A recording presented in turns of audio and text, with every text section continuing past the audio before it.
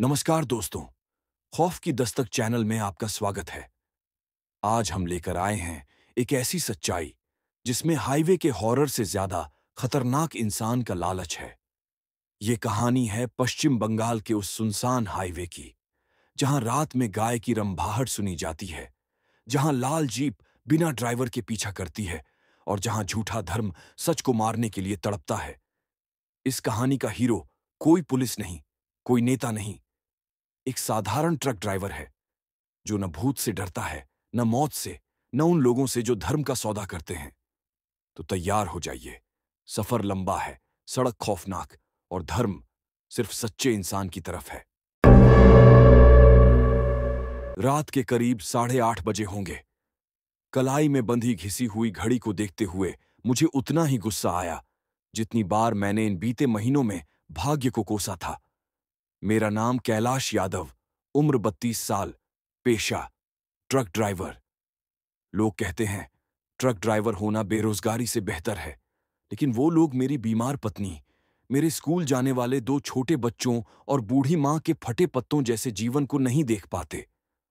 सड़क मेरे लिए कमाई का रास्ता है, लेकिन घर वालों के लिए डर, इंतजार और आंसू। कई हफ्तों से मेरी पत्नी अनिता बीमार चल रही है, बुखार, कमजोरी, और अब डॉक्टर ने शक जताया है कि खून की जांच करानी पड़ेगी। लेकिन जांच के पैसे कहां से लाऊं? दवाई से लेकर स्कूल की फीस तक सब मेरा दम घोंट रही थीं। बचपन में पिता कहा करते थे, ड्राइवर की किस्मत सड़क पर नहीं, घर वालों की सिसकियों में लिखी होती है। तब समझ नहीं आता था, अब हर मोड़ पर समझ आता है। घर से निकलते समय मां ने हाथ में रोली और चावल से तिलक लगाया, गले में पीतल का छोटा सा हनुमान जी का लॉकेट बांधते हुए बोली, बजरंग बली रक्षा करें बेटा, आधी रात के सफर कम किया कर, सड़क पर राक्षस रहते हैं। मैं हंसने लगा, पर मां की आंखों में जो डर था वो पेट्रोल की तरह ज्वलनशील था। कहीं भी चिंगारी मिलती तो भभक उठता। मेरे साथ सफर पर मेरा खलासी यानी साथी और हेल्पर था, पप्पू मंडल, उम्र लगभग 22, लंबा दुबला पतला लड़का, बंगाली मिश्रित हिंदी बोलता था। उसकी एक खासियत थी, बकचोनी बहुत करता था, पर दिल का साफ था।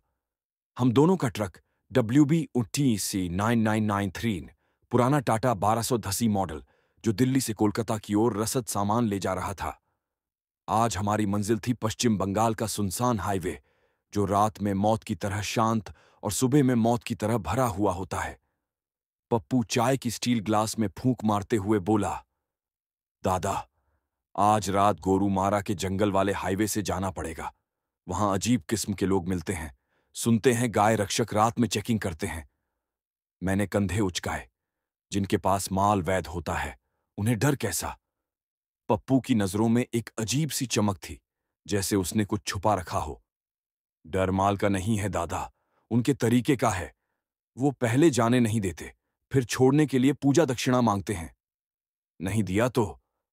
मैंने उसकी बात बीच में ही काट दी। तू जानता है ना, मेरे टाटा 407 पर कभी गलत माल नहीं चढ़ा, कानूनी, साफ और वैध। पप्पू मुस्कुराया, अरे दादा, डर घोटाले का नहीं, डर इंसानों का है। कभी कभी इंसान ही भूत से डरावने होते हैं। सड़क पर ट्रक की गियर आवाज, ग्र रर रर टक टक टक, जैसे घर की जिम्मेदारियों पर पड़े बोझ की तरह गूंज रही थी। हवा ठंडी थी और हाईवे पर हर किलोमीटर जैसे किसी डरावनी कहानी का नया अध्याय हो। गांव, कस्बे, ढाबे और फिर शुरू सुनसान हाईवे। कुछ किलोमीटर बाद सड़क पूरी तरह अंधेरी हो गई। दोनों ओर घना जंगल, ऊपर आसमान में धुंधले बादल, बीच बीच में किसी टूटते तारे की लकीरें। पप्पू धीरे से बोला, दादा, लग रहा है जैसे कोई पीछा कर रहा हो। पीछे देखिए, वो लाल बत्ती वाली जीप लगातार हमारे पीछे है। मैंने एक्सीलरेटर थोड़ा बढ़ाते हुए रियर मिरर में देखा। सचमुच एक लाल बत्ती वाली जीप करीब 300 मीटर की दूरी से कुछ देर से हमारा पीछा कर रही थी, लेकिन रेल की पटरी क्रॉस करते ही वो अचानक गायब हो गई। कहां गई? पप्पू चीखा। मैं भी कुछ समझ नहीं पा रहा था। उस जगह एक छोटा सा मंदिर दिखा, एक पुराने पीपल के पेड़ के नीचे शिवलिंग, जिसके पास एक बूढ़ा पुजारी बैठा था। हम दोनों ने ट्रक धीमा किया। पुजारी ने हाथ उठाया, जैसे रोकना चाहता हो।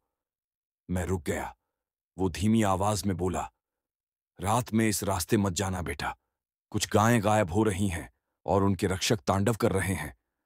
उसकी आवाज में चेतावनी थी। मैंने पूछा, हम तो खाली माल ले जा रहे हैं, हमें डर किस बात का? पुजारी की आंखों में अजीब चमक थी। डर इस बात का कि जो रक्षक हैं वो रक्षक कम, कसाई ज्यादा हो चुके हैं। गाय को बचाने के नाम पर इंसानों को मार देते हैं। धर्म की रक्षा करते करते खुद अधर्म बन चुके हैं। मैंने उसके शब्दों को नजरअंदाज कर दिया। पैसे कमाने थे, समय बर्बाद नहीं कर सकता था।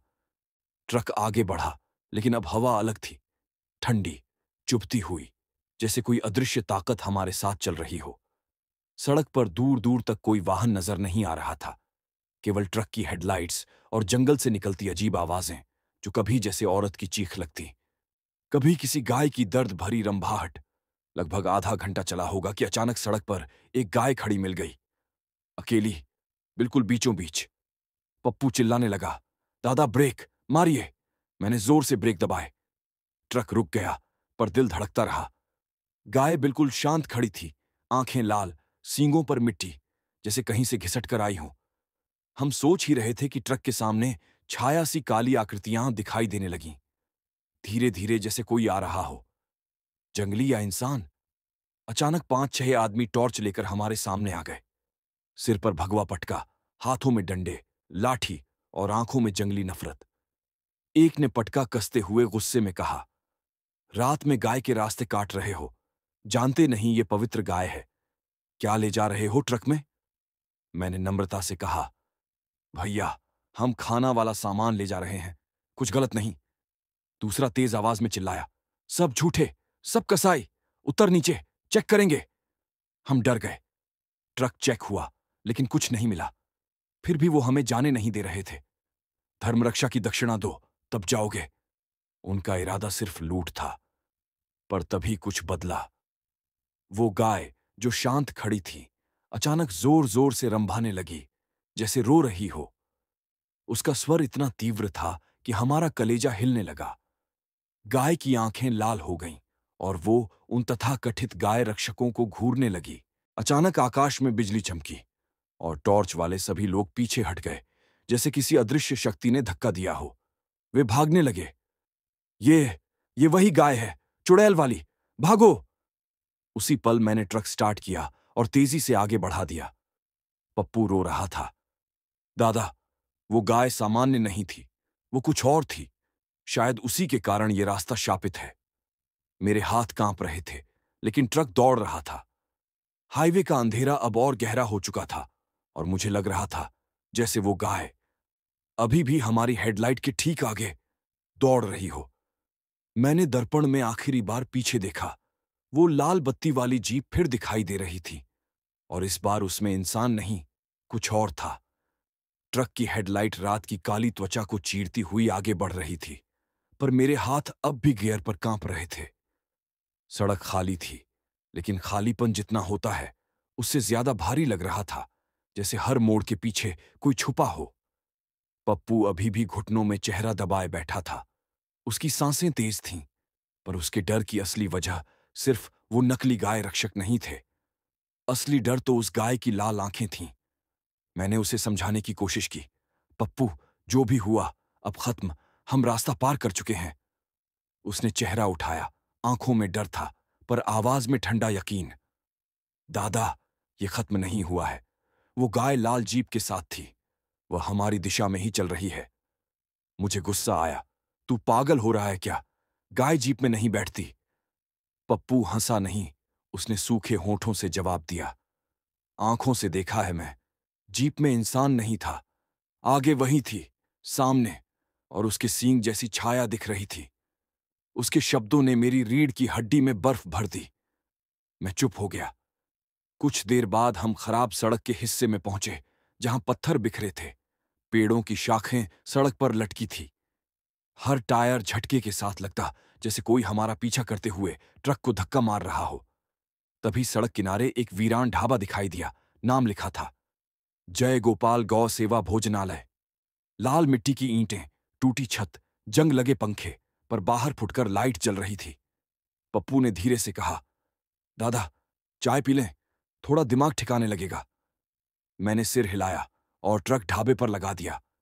ढाबे से घी में तले कुछ का तेज गंध आ रहा था, पर वहां लोग नहीं थे। बस एक आदमी, पतला सा, आंखें धंसी हुई, माथे पर भीगा सा तिलक, हाथ में जलती हुई लोहे की कलछी। उसने मुस्कुराते हुए कहा, स्वागत है। बहुत कम लोग रात में इस रास्ते रुकते हैं। उसका मुस्कुराना नजर के पार तक नहीं जाता था, जैसे वो मुस्कान सिर्फ डर छुपाने के लिए हो। मैंने चाय का ऑर्डर दिया। पप्पू चुपचाप बैठा रहा। वो आदमी बोलने लगा, आप कहीं दूर से आए लगते हो। बंगाल की रातों से अपरिचित हो शायद। यहां जंगल सिर्फ जानवरों का घर नहीं, और भी बहुत कुछ है। हम दोनों खामोश रहे। वो खुद ही कहता गया, इस इलाके में गाय अचानक सड़क पर मिल जाती है, और फिर गाय रक्षक भी। लेकिन आपको शायद नहीं पता, गाय रक्षक अब खुद गायों से डरते हैं। मेरे हाथ का कप हिल गया, चाय छलक गई।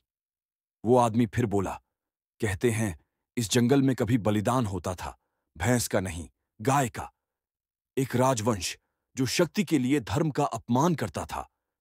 एक गाय जिसकी बलि दी जाने वाली थी।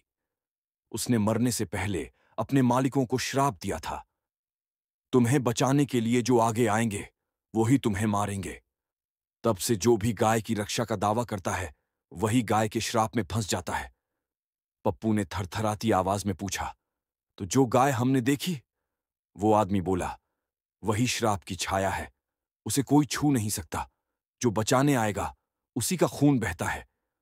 उसकी आंखें अचानक बड़ी हो गईं और वो चुप हो गया, जैसे उसने जरूरत से ज्यादा बोल दिया हो। अचानक ढाबे की लाइट फ्यूज हो गई। अंधेरा, बस आग की हल्की रोशनी और जंगल की ठंडी हवा। पप्पू मेरे और पास आ गया। तभी दूर सड़क पर लाल बत्ती चमकी। वही जीप। ढाबे वाला चिल्लाया, भागो, अभी निकलो। वो तुम्हारे लिए नहीं, किसी और के लिए आई है। हम भागते हुए ट्रक में पहुंचे। जैसे ही ट्रक स्टार्ट किया, जीप की लाइट हमारे ठीक पीछे स्थिर हो गई, लेकिन उसमें कोई हलचल नहीं थी। ऐसा लग रहा था जैसे किसी अदृश्य चीज को उतारा जा रहा हो। हम पागलों की तरह हाईवे पर दौड़ गए। कुछ किलोमीटर बाद अचानक ट्रक हिचका। इंजन खांसने लगा, वायरिंग से धुआं निकलने लगा। मैंने ट्रक रोक दिया। अंधेरे में सिर्फ जंगल था और हवा में एक अजीब सी गंध, गाय के गोबर और खून जैसी, एक साथ। पप्पू अब कांप रहा था। दादा, ये वही जगह है। उसी तरह की बदबू ढाबे में थी। मैंने मोबाइल निकाला। नेटवर्क गायब। जंगल में दूर कोई घंटी बज रही थी, टन टन टन, जैसे किसी मंदिर में रात के पहर कोई पूजा कर रहा हो। मैंने टॉर्च निकाली और बाहर उतरा, पर जैसे ही मैंने ट्रक की हेडलाइट के आगे कदम रखा, वो वहीं खड़ी थी। वही गाय, कैमरे की फ्लैश जैसी लाल आंखें, हमारे ठीक सामने। काली धीमी सांसें। उसके नथुने से सफेद धुआं निकल रहा था। पप्पू ट्रक से चिल्लाया, दादा, पीछे देखिए। मैं पलटा। वो लाल जीप अब हमारे बिल्कुल पास आ चुकी थी, लेकिन उसमें इंसान नहीं था। एक काली परछाई, जैसे मानव शरीर और गाय के सींगों का मिला जुला आकार, चुपचाप बैठा था। अचानक उस परछाई ने अपना सिर उठाया, एक कराह, जैसे किसी गाय की अंतिम चीख। और उसी क्षण मेरी जेब में रखा हनुमान लॉकेट अचानक गर्म हो उठा। इतना गर्म कि मेरी त्वचा जल गई। मैंने उसे बाहर निकाला तो वह लाल चमक रहा था और हवा में एक ध्वनि गूंजी, जय हनुमान, राखो प्राण। गाय पीछे हटने लगी। लाल जीप फीकी पड़ने लगी और तभी ट्रक का इंजन खुद ब खुद स्टार्ट हो गया। मैंने चिल्लाते हुए दरवाजा बंद किया, गियर लगाया और ट्रक दौड़ पड़ा। पप्पू रोते हुए बोला, दादा, ये हमें जाने क्यों दे रही है? मैंने आगे देखते हुए कहा, क्योंकि ये हमें रोकने के लिए नहीं, कहीं और ले जाने के लिए आई है।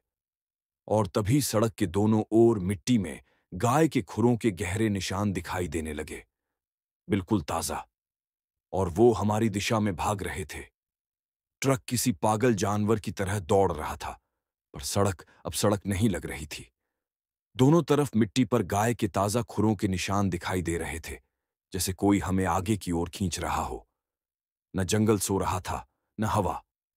हर पेड़ ऐसा लग रहा था मानो अपनी काली उंगलियां सड़क पर फैलाकर हमें रोकना चाहता हो। पप्पू डर के मारे बोल भी नहीं पा रहा था। उसका चेहरा पीलापन लिए था, आंखें सूख चुकी थीं और उसका गला बार बार सूंघते हुए आवाज देता, दादा, वो गाय हमें कहीं बुला रही है। मेरा मन ये मानने को तैयार नहीं था, पर आंखें झूठ नहीं बोलती। हेडलाइट जितनी आगे देख पाती, उतना साफ दिखाई देता। खुरों के निशान और उनके आसपास ताजा खून के बूंद जैसे दाग, जैसे किसी को घसीटा गया हो। थोड़ी दूर बढ़े तो हवा में अगरबत्ती और मरी हुई जानवर की बदबू एक साथ तैरती महसूस हुई। ऐसा लगा जैसे मंदिर में पूजा हुई हो। और बलि भी। ट्रक को धीमा किया और कुछ ही मिनटों बाद हम एक अजीब जगह पहुंचे। सड़क बिल्कुल खत्म, आगे सिर्फ कच्चा रास्ता और काई से ढकी सीढ़ियां जो ऊपर किसी पहाड़ी की ओर जा रही थीं। ऊपर दूर एक झिलमिल रोशनी थी, जैसे कोई मंदिर हो, पर कोई आम मंदिर की तरह नहीं। वो रोशनी ठंडी थी, किसी पीली चिंगारी जैसी। मैंने हैंड ब्रेक खींचा। पप्पू चीखा, दादा, रुकिए मत, हमें यहां नहीं रुकना चाहिए। उसकी आवाज ऐसी थी जैसे किसी ने गला दबा दिया हो। मैंने उसे शांत किया। पप्पू, ट्रक गर्म हो चुका है, इंजन को ठंडा होने दो, थोड़ा पानी पीते हैं। चलती इंजन की गर्मी की भभक अलग ही तरह से डर बढ़ा रही थी। हम नीचे उतरे। हवा में ठंडक थी, लेकिन साथ में एक खौफनाक सन्नाटा। आप सोचते होंगे कि जंगल की रात शांत होती है, पर नहीं, जंगल कभी शांत नहीं होता। ये सन्नाटा सिर्फ तब पैदा होता है जब प्रकृति खुद किसी से डर रही हो। थोड़े कदम चला ही था कि पप्पू ने मेरे हाथ को जोर से पकड़ लिया। उसने कांपते हुए उंगली से इशारा किया। वो देखिए। सीढ़ियों के पास काई से ढकी जमीन में गाय के खुरों के निशान खत्म हो रहे थे, और वहां खड़ा था एक छोटा लोहे का त्रिशूल। उस पर लाल कपड़ा बंधा था और उसके नीचे टूटी मिट्टी पर लाल ताजा रक्त चिन्ह। मैंने धीरे से त्रिशूल को देखा। पप्पू बोला, यहां बलि हुई है दादा, लेकिन गाय की नहीं, शायद इंसान की। उसकी बात सुनकर मैं कुछ पल के लिए पत्थर की तरह जड़ हो गया। अचानक ऊपर मंदिर की घंटी बजी। टन टन टन टन, गहरी, दर्द भरी, जैसे कोई रो रहा हो घंटी के अंदर। एक नीची आवाज आई, जैसे कोई मंत्र पढ़ रहा हो, पर मंत्र वैदिक नहीं था। कुछ विकृत, कुछ बदलता हुआ, कुछ खुरदुरी आवाज, जैसे किसी जानवर के गले से निकली ध्वनि मानव भाषा में बदल रही हो। पप्पू लगभग रोने लगा। दादा, ये मंदिर हिंदू मंदिर नहीं, ये कुछ और है, चलो यहां से। मैं भी डर गया था, लेकिन तभी मेरे गले में लटक रहा हनुमान लॉकेट गर्म होने लगा, जैसे किसी ने उसे आग में रख दिया हो। मैंने उसे छुआ और तुरंत हाथ पीछे खींच लिया। वो तप रहा था। फिर अचानक मेरे कान के पास हवा में जैसे कोई फुसफुसाया, जाओ, देखो, सत्य छुपा है। मेरे शरीर में सिहरन दौड़ गई। मैं नहीं जानता था ये मेरे दिमाग का खेल था या कोई अदृश्य ताकत मुझसे बोल रही थी, पर मेरे पैर अपने आप सीढ़ियों की ओर बढ़ने लगे। पप्पू चिल्लाया, दादा, वापस आइए।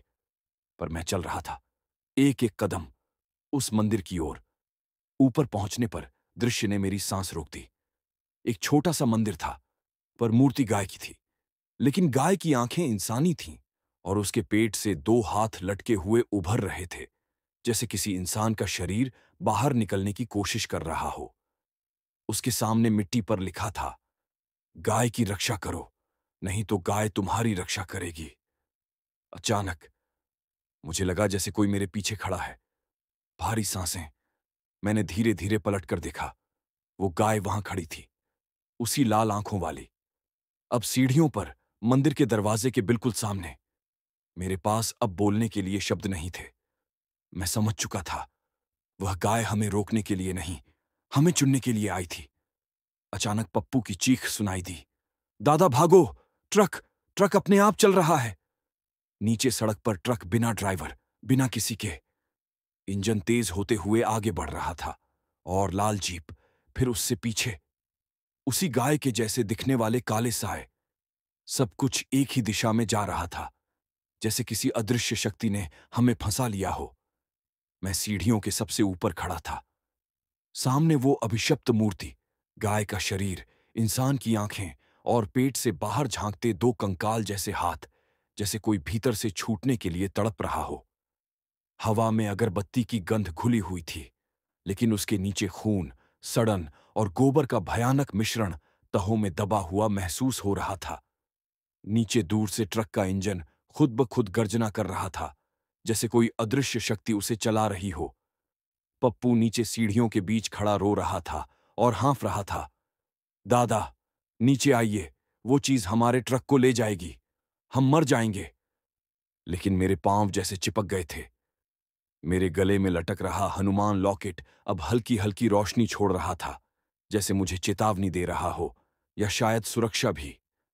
मगर उसके सामने जो मूर्ति थी, वह किसी भी पूजा या भक्ति जैसी नहीं लग रही थी। वो आराधना नहीं, बल्कि किसी कैद की चीख लग रही थी। मंदिर के पीछे से धीमी आवाज आई, एक दर्द भरी फुसफुसाहट। दुख, दुख, रक्षक भी पापी। मैं घूम कर देखने वाला ही था कि मंदिर का दरवाजा धीरे धीरे चरमराया और अपने आप खुल गया।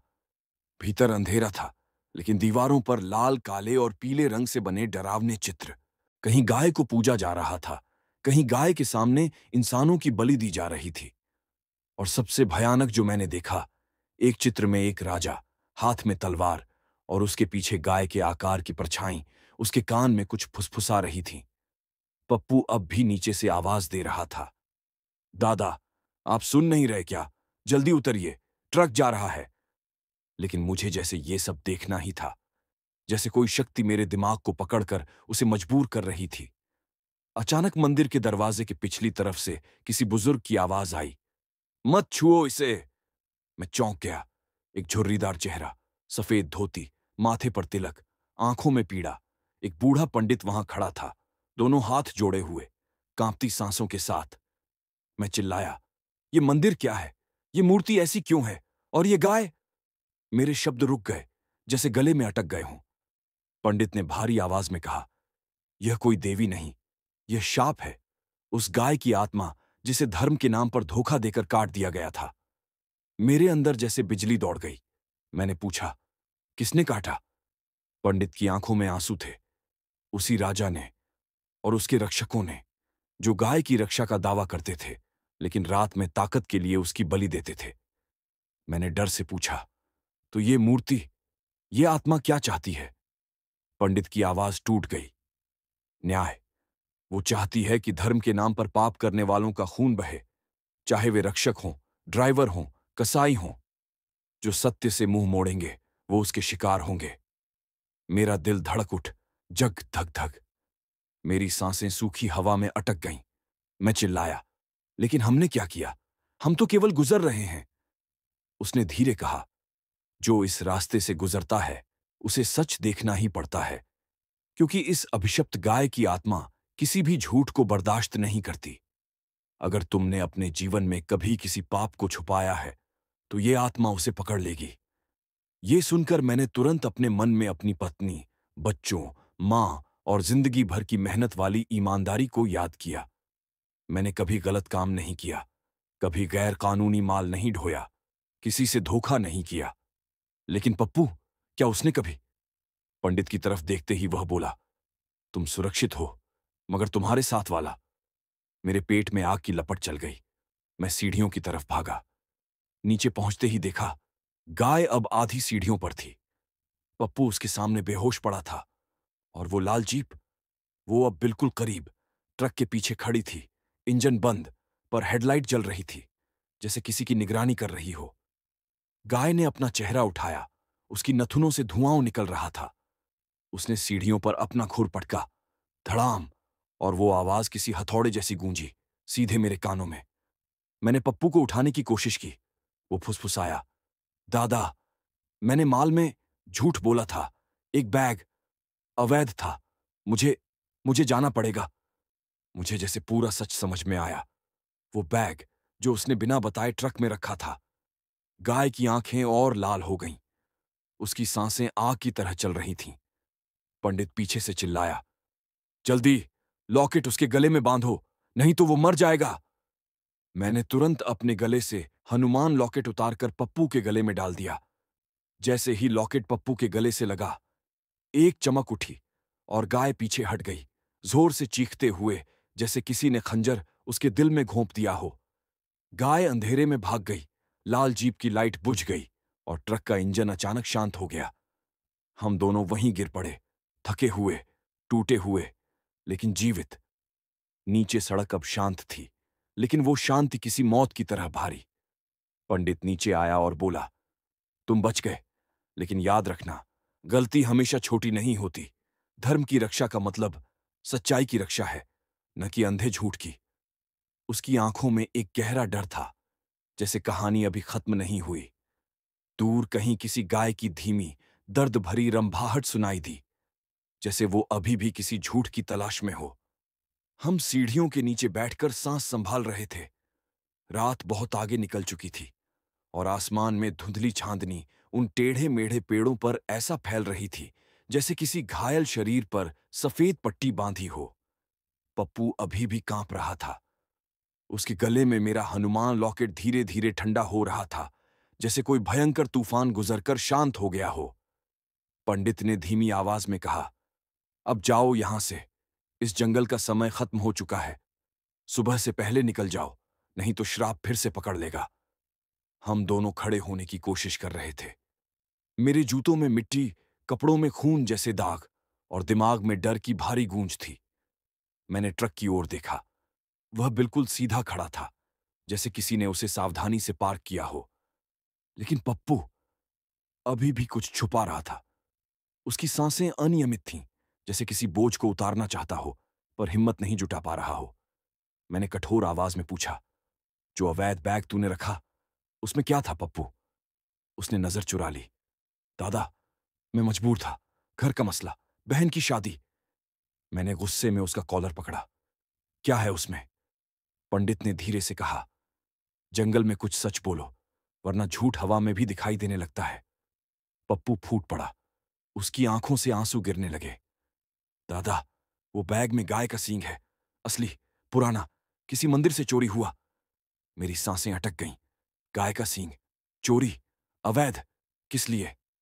मैंने दांत भींचते हुए पूछा, किसके लिए? वह बुरी तरह रोने लगा। उस लाल जीप वाले के लिए। ये सुनते ही मेरे शरीर से खून जैसे उतर गया। मैं स्तब्ध। पंडित चौंक गया। तुम उस आदमी के लिए माल ढो रहे थे? मैंने आधी सांस लेते हुए पूछा, कौन है वो? कौन है वो लाल जीप वाला?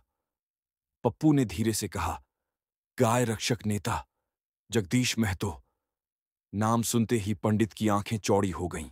उसकी आवाज कांप गई।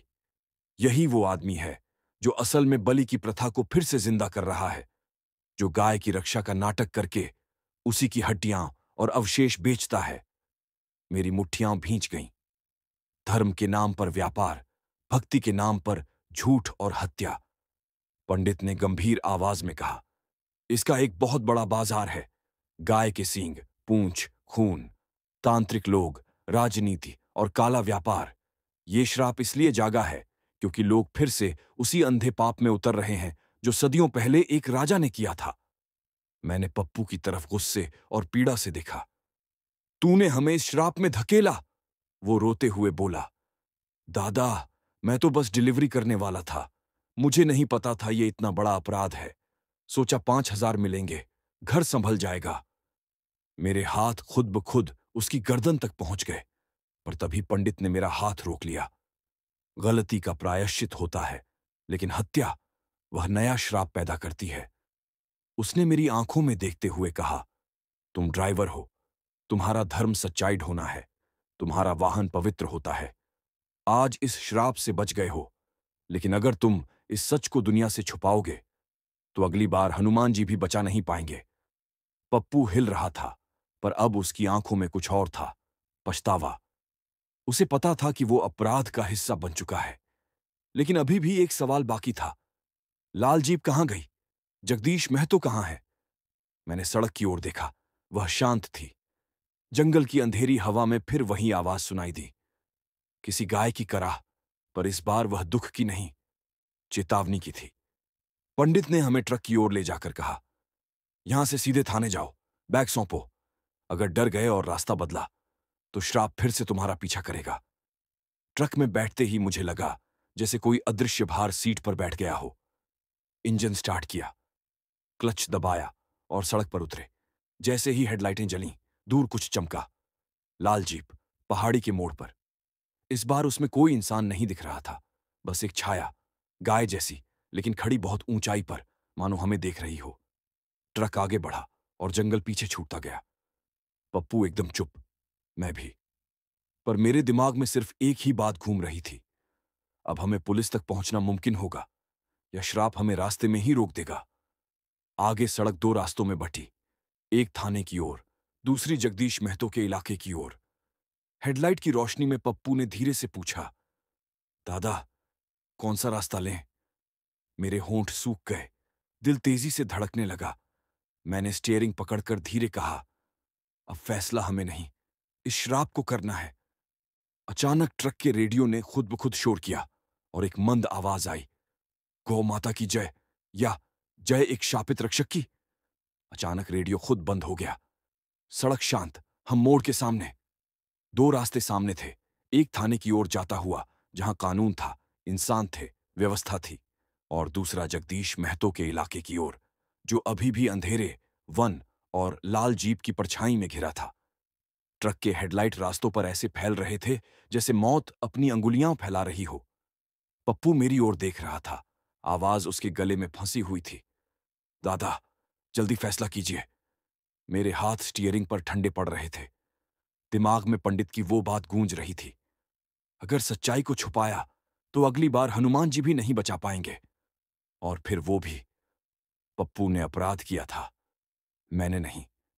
पर क्या वो अकेला दोषी था या मैं भी? अगर मैं पुलिस के पास जाता तो पप्पू गिरफ्तार होता, उसकी बहन की शादी, मां बाप सब बर्बाद हो जाते। एक तरफ सत्य, दूसरी तरफ गरीबी। मेरी उंगलियां स्टीयरिंग पर थरथराईं। मेरी अपनी पत्नी बीमार है, घर में पैसे नहीं। क्या कल मैं भी कोई गलत फैसला कर सकता हूं? क्या गरीबी मजबूरी को पाप बना देती है? मैंने कड़वाहट से सोचा, शायद इस दुनिया में हर पापी अपराधी नहीं, कुछ पापी सिर्फ गरीब भी होते हैं। पप्पू ने डरते हुए कहा, दादा, थाने चलें, सब सही हो जाएगा। पर उसकी आंखें ऐसी थीं जैसे कह रही हों, अगर मैं थाने गया, मेरा जीवन खत्म। मैंने उसकी तरफ देखा, बहुत देर तक। फिर मैंने गियर बदला, ट्रक मोड़ा और थाने वाली दिशा छोड़ दी। पप्पू चौंक कर बोला, दादा, आप आपने उल्टा रास्ता ले लिया। मेरी आवाज भारी थी, हमें कानून से नहीं, उस लाल जीप वाले से निपटना है। पप्पू के चेहरे पर डर फैल गया। जगदीश महतो से? दादा, वो हत्यारा है। मैंने स्टीयरिंग कसकर पकड़ा। अगर हम थाने गए, हमें बस बयान देना होगा, मगर इस श्राप को खत्म करना है तो जड़ काटनी पड़ेगी। ट्रक तेजी से जंगल वाले रास्ते पर उतरने लगा। सड़क उबड़ खाबड़ और अंधेरा पहले से ज्यादा गहरा। ऐसा लग रहा था जैसे रात खुद जिंदा हो और हमारे ट्रक के पीछे दौड़ रही हो। अचानक पेड़ों के बीच लाल चमक दिखी। लाल जीप हमारे सामने खड़ी। इस बार इंजन बंद, लेकिन हेडलाइट धीरे धीरे टिमटिमा रही थी, जैसे सांस ले रही हो। मैंने ट्रक रोका। हम दोनों उतरे। जगदीश महतो कहीं दिखाई नहीं दिया, सिर्फ लाल जीप, और उसके सामने जमीन पर गाय के खुरों के ताजा निशान, खून के छींटों के साथ। पप्पू रेडियो के शब्द दोहराने लगा, गाय की जय या शाप की जय। मैंने जीप का दरवाजा पकड़ा। वो अपने आप खुल गया। अंदर की सीट पर सूखी हुई हल्दी, तांत्रिक चूरा, काला धागा, लाल कपड़ा और गाय की हड्डियों का पाउडर रखा था। मेरे पेट में घिन और गुस्सा दोनों उबलने लगे। ये धर्म के नाम पर व्यापार नहीं, ये अधर्म से सत्ता हासिल करने की कोशिश है। अचानक जंगल में कदमों की आवाज आई, टूटी शाखाएं, सरसराहट, भारी जूतों की आहट, और वह आवाज जैसे किसी बड़े जानवर की सांस। हमने पलटकर देखा, जगदीश महतो, लेकिन वैसा नहीं जैसा उम्मीद की थी। उसके हाथ काले, माथे पर राख, आंखें बिल्कुल लाल, गाय की आंखों जैसी।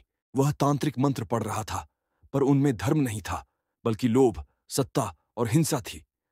उसने मुस्कुराते हुए कहा, जो गाय की शक्ति को समझ ले, वो भगवान बन जाता है। मैं चिल्लाया, तू भगवान नहीं, तू कसाई है। वह हंसा, कसाई वो है जो गाय का मांस बेचता है, मैं उसकी आत्मा बेचता हूं। उसकी गर्दन टेढ़ी हुई, आवाज बदल गई, जैसे एक इंसान के अंदर गाय की आत्मा बोल रही हो। कौन सच ढोएगा? कौन झूठ को रोकेगा? कौन रक्षक है? कौन पापी? मैंने कदम आगे बढ़ाए। मैं ड्राइवर हूं, झूठ नहीं ढोता। उसने मेरी ओर उंगली उठाई। झूठ ढो चुका है, तेरे ट्रक में शराब था और तुमने उसे रास्ता दिया। पप्पू चीख पड़ा, दादा बचाइए। जगदीश की आंखें बदलने लगीं। वो इंसान से गाय जैसी आवाज में बदल रहा था। उसके शरीर पर अचानक ठोकरे जैसी आकृतियां उभरने लगीं और उसके पीछे काली गाय की परछाई दिखाई देने लगी। लेकिन वो गाय मूर्तिवत नहीं थी। वो हवा में धड़क रही थी, आंखों में खून। और तभी मेरी जेब में रखी पूजा की राख, जो मां ने दी थी, तेज गर्म होने लगी। मैंने उसे मुट्ठी में कसकर पकड़ा, जैसे आग मेरे हाथ में जल रही हो। जगदीश महतो चीखा। उसकी आवाज में इंसान और जानवर दोनों की चीख मिश्रित थी। रोक दो इसे, ये उसी श्राप की राख है। पप्पू चिल्लाया। दादा फेंकिए, जल्दी। मैंने राख हवा में उछाल दी। वो राख जैसे अंगार बनकर फैल गई। जगदीश महतो जमीन पर गिर पड़ा, तड़पने लगा और पीछे की परछाई गाय की चीख रही थी। धर्म नहीं, शक्ति चाहिए, बलि चाहिए। और उसी क्षण राख की गर्मी से हनुमान लॉकेट फिर चमक उठा, जैसे कोई शक्ति कह रही हो, सत्य की रक्षा करो। जंगल कांप उठे, पेड़ हिलने लगे, हवा तेज हो गई। क्या श्राप अब टूटने वाला था, या हम किसी और जाल में फंस चुके थे? जगदीश महतो उठेगा, या गाय की आत्मा उससे अलग होगी? कहानी यहां रुकी नहीं। ये तो बस शुरुआत थी। असली युद्ध। जंगल चुप नहीं था, हवा चीख रही थी। पत्तों की खड़खड़ाहट ऐसे लग रही थी जैसे किसी 100 गायों का काफिला हमारे चारों ओर घूम रहा हो। जगदीश महतो धरती पर गिरा हुआ ऐंठ रहा था। उसके चेहरे पर गाय जैसी जकड़न, आंखों में खून और सांसों से भयंकर धुआं निकल रहा था। वह आधा इंसान, आधा पशु दिखाई दे रहा था। एक विकृत मिश्रण। वो कराह रहा था, श्राप, मुझे शक्ति चाहिए, बलि चाहिए, गाय की आत्मा, मेरे अंदर आ, आ, आ। उसकी आवाज उतनी दर्दनाक नहीं थी जितनी लालची। वो पाप से नहीं डर रहा था, वो हारने से डर रहा था। पप्पू के शरीर में कंपन था। दादा, ये इंसान नहीं बच सकता, ये तो पूरा शैतान है। मैं उसकी बात अनसुनी कर रहा था। मेरी जेब में सिर्फ मां की दी राख और गले से उतारा हनुमान लॉकेट, जो अब पप्पू के गले में था। मेरी हथेली अभी भी उस तपती राख से जली हुई थी। लेकिन समस्या थी, क्या श्राप अब टूट रहा है, या ये किसी और रूप में बदल रहा है? अचानक लाल जीप की हेडलाइट फिर से जगमगा उठी, बिना किसी ड्राइवर के। उसका हॉर्न बजा, एक लंबी, भयानक, दर्द भरी आवाज, जैसे कोई गाय आखिरी बार चिल्लाकर मर रही हो। जगदीश महतो अचानक हंसने लगा। देखा, ये मेरी है, ये मेरी सेना है, हड्डियों से बनी, आत्माओं से भरी। ये जीप सिर्फ वाहन नहीं, श्राप का वाहन है। मैं हैरान रह गया, लंबी सांस ली। तो यही था लाल जीप का रहस्य। वो सिर्फ गाड़ी नहीं, शव वाहन थी।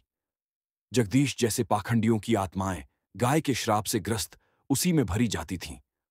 अर्थात जो धर्म का गलत उपयोग करता, मौत के बाद भी उसी जीप में फंसा रहता।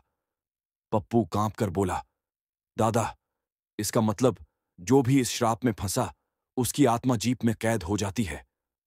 मैंने सिर हिलाया। हां, लाल जीप चलाने वाला कोई इंसान नहीं, वो आत्मा है जो गाय के नाम पर पाप करती है। जगदीश महतो जोर से चिल्लाया, मैं मरूंगा नहीं, मैं यज्ञ से शक्ति हासिल करूंगा। खून चाहिए, बलि चाहिए, ड्राइवर या खलासी, कोई भी चलेगा। और अचानक उसकी पीठ से गाय के सींग जैसी हड्डियां बाहर निकलने लगीं। वो जमीन पर रेंगते हुए हमारी तरफ बढ़ा। पप्पू ने डरकर पीछे हटते हुए कहा, दादा भागिए। लेकिन मैं भाग नहीं सकता था, क्योंकि तभी मुझे याद आया पंडित के मंदिर की वो मूर्ति, गाय का शरीर, इंसान की आंखें और पेट से बाहर लटकते 2 हाथ। वो मूर्ति इंसानी पाप और गाय के श्राप का संगम थी। मूर्तियों, जीप, ये श्राप, सब एक ही बात कह रहे थे। जब धर्म की रक्षा झूठे लोग करेंगे, तो असली धर्म किसी दंड की तरह लौटेगा। मैं चिल्लाया, श्राप तोड़ने का तरीका क्या है? जवाब मुझे याद आया। पंडित ने कहा था, सच्चाई छुपाओगे तो श्राप बढ़ेगा, सत्य स्वीकार करोगे तो बचोगे। इसका मतलब था, श्राप बलि से नहीं, स्वीकार से टूटेगा। मैंने जोर से पप्पू को कहा, जो तूने किया है उसे स्वीकार कर।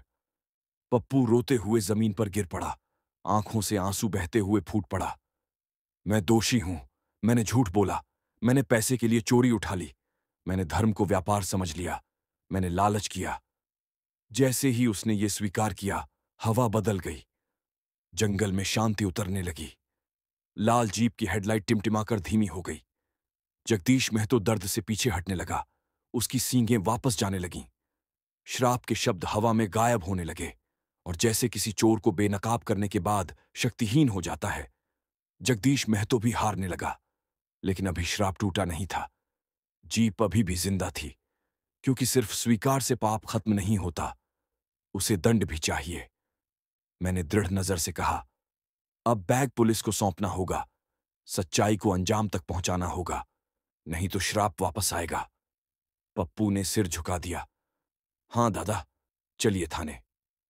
हम ट्रक की तरफ बढ़े, और तभी लाल जीप का दरवाजा अपने आप खुला, जैसे कोई अंतिम चेतावनी दे रहा हो। उसकी हेडलाइट कुछ देर तक जली और फिर धीरे धीरे खुद बुझ गई। जगदीश बेहोश पड़ा था। उसकी सांसें इंसानी थीं, लेकिन उसकी आंखें अब भी हल्की लाल थीं। क्या वो बिल्कुल ठीक हो गया, या ये सिर्फ शुरुआत थी? कोई नहीं जानता था। हम ट्रक में बैठे, इंजन स्टार्ट किया। अब सिर्फ एक मंजिल थी, सत्य, थाने। लेकिन कहानी अभी खत्म नहीं हुई, क्योंकि थाने तक का रास्ता अब भी उसी जंगल से होकर जाना था, और जंगल में अभी भी किसी गाय की धीमी कराह बची थी। ट्रक फिर चल पड़ा। रात ढल चुकी थी, लेकिन अंधेरा अब भी जिंदा था। चांद बादलों में कैद सड़क पर धुंध उतर आई। टायर सूखी पत्तियों को कुचलते हुए चल रहे थे, जैसे किसी की हड्डियां टूट रही हों। पप्पू चुप था। उसकी आंखों में पछतावा था, लेकिन साथ में एक डर भी। दादा, सच कह दिया, अब सब ठीक हो जाएगा, है ना? मैंने थकी हुई सांस ली। सच कहना पहला कदम होता है, अंजाम भुगतना दूसरा। ट्रक हाईवे से उतरकर अब कच्चे रास्ते में जा रहा था, जहां पुराने पीपल और बरगद की छायाएं सड़क पर पंजों की तरह फैल रही थीं। सन्नाटा बढ़ता जा रहा था, जैसे जंगल सो नहीं रहा, बल्कि हमें घूर रहा हो। कुछ मिनटों बाद दूर टिमटिमाती एक छोटी सी रोशनी दिखाई दी, लकड़ी की झोपड़ी जैसी, जिसके आगे लालटेन टंगी थी। मेरे दिमाग में शक उठा, ये चेकपोस्ट है या जाल? मैंने ट्रक रोक दिया। पप्पू धीमी आवाज में बोला, दादा, थाने से पहले ये वन विभाग की चौकी पड़ती है। वहां एक दुबला पतला आदमी खड़ा था, खाकी वर्दी में, हाथ में डंडा और कंधे पर बैग। वो वन रक्षक था, पर उसकी आंखें थकी हुई नहीं, चौकन्नी थीं। वो हमारे ट्रक के पास आया और बिना कुछ पूछे बोला, तुम थाने जा रहे हो? अब भी मौका है, लौट जाओ। मेरी भौहें सिकुड़ गईं। क्यों? वो आगे बढ़ा, ट्रक की तरफ झुका, जैसे कुछ महसूस कर रहा हो। फिर धीमी आवाज में बोला, जो जीप तुम्हारे पीछे है, वो तुम्हें वहां तक पहुंचने नहीं देगी। मेरी सांसें रुक गईं। पप्पू कांप गया। आप जानते हैं लाल जीप के बारे में? वो आदमी हंसा। जानता हूं बेटा, मैं ही तो उन लोगों के शव उतारता हूं जिन्हें वो जीप लाती है। लिखता हूं कि जंगली जानवरों ने हमला किया, और मामले बंद हो जाते हैं। हम दोनों सुन्न हो गए। वो आगे बोला, जगदीश महतो अकेला नहीं था, उसके पीछे पूरी सुरक्षा है। राजनीति, व्यापार और धर्म का ठेका। तुम थाने गए तो या तो तुम मरोगे, या तुम भी कसाई रक्षक बन जाओगे।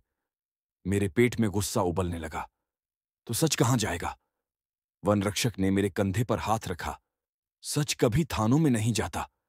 सच तब जाता है जहां डर खत्म होता है। मैंने आंखों में देखा। तो हमें क्या करना चाहिए?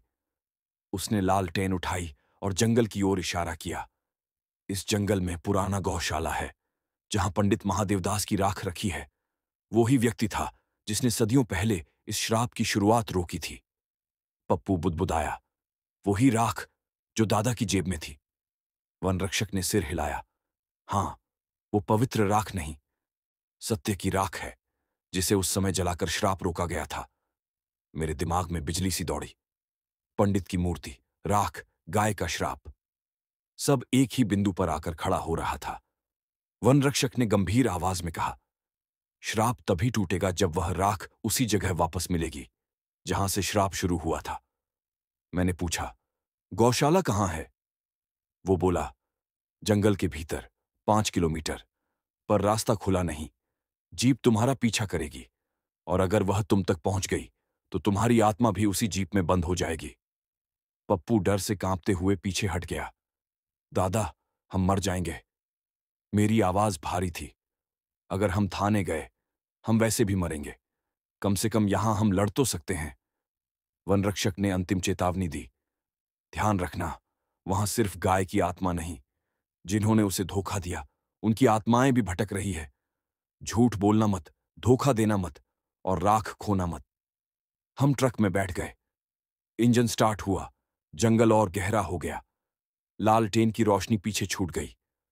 अब हमारा रास्ता थाने नहीं, शापित गौशाला था। और जैसे ही ट्रक जंगल में आगे बढ़ा, पीछे से एक हॉर्न गूंजा, लंबा, दर्दनाक। वही लाल जीप हमारा पीछा कर रही थी। जंगल गहरा होता जा रहा था। पेड़ों की शाखाएं ऐसी फैली हुई थीं जैसे किसी बूढ़े जानवर के पंजे ट्रक को पकड़ने की कोशिश कर रहे हों। हवा भारी, नम और मौत जैसी शांत। हेडलाइट्स लगातार धुंध फाड़कर आगे बढ़ रही थीं, पर सामने कच्चे रास्ते पर एक अजीब सी चमक थी, जैसे रास्ता खुद हमें दिशा दे रहा हो। पीछे से बार बार लाल जीप का हॉर्न सुनाई दे रहा था। वो हॉर्न किसी पुलिस या गाड़ी का नहीं, बल्कि किसी घायल जानवर की चीख था। लंबा, टूटता, दिमाग चीरता। पप्पू कांपते हुए बोला, दादा, वो नजदीक आ रही है। मैंने शीशा देखा। धुंध के बीच उसके दोनों हेडलाइट दो जलती हुई आंखों की तरह दिख रहे थे। वो रुक रुक कर आगे बढ़ रही थी, जैसे हमारी नींद और डर को निचोड़ कर पीना चाहती हो। मैंने ट्रक को तेज किया। जंगल की मिट्टी उड़ने लगी। पत्तों का गुब्बार छूट रहा था।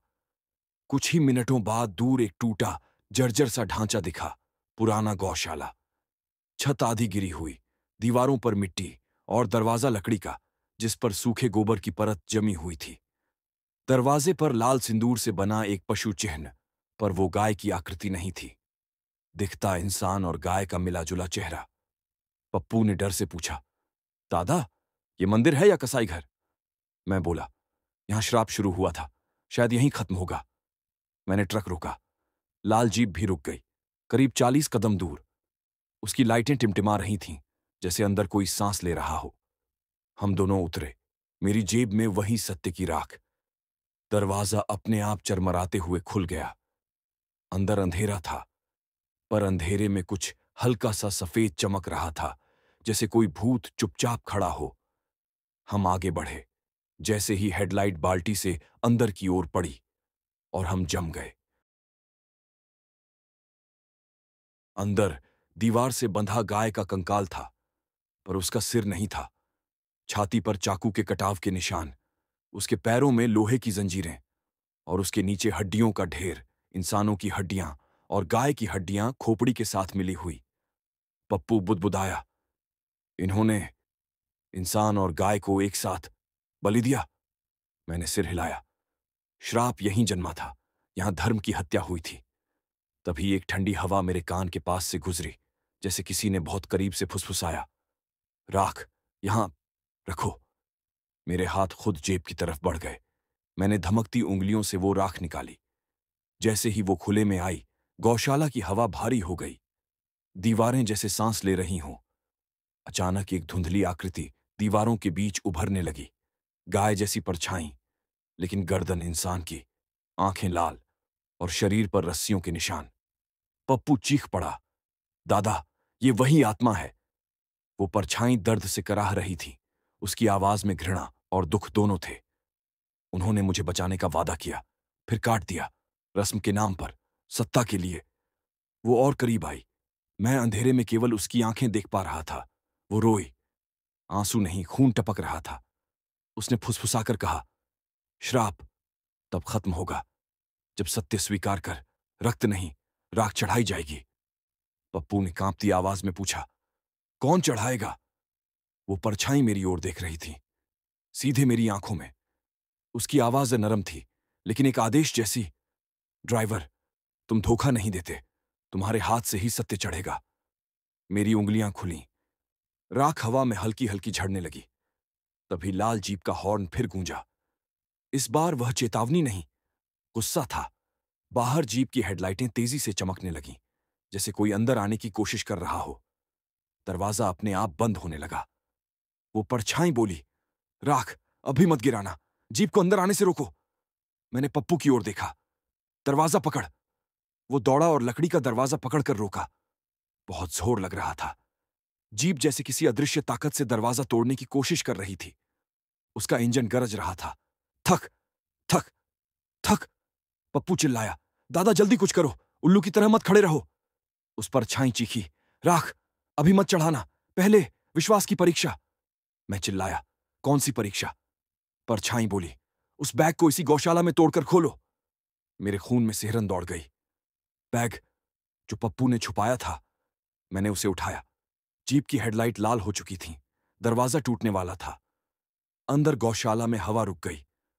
हर मूर्ति, हड्डी, दीवार जैसे देख रही हूं। मैंने बैग खोला। उसमें चोरी हुआ गाय का सींग, मुड़ा हुआ तलवार का टुकड़ा और इंसानी खून से सनी राख रखी थी। पप्पू चिल्लाया, दादा ये इंसानों और गाय का मिला हुआ बलिदान है।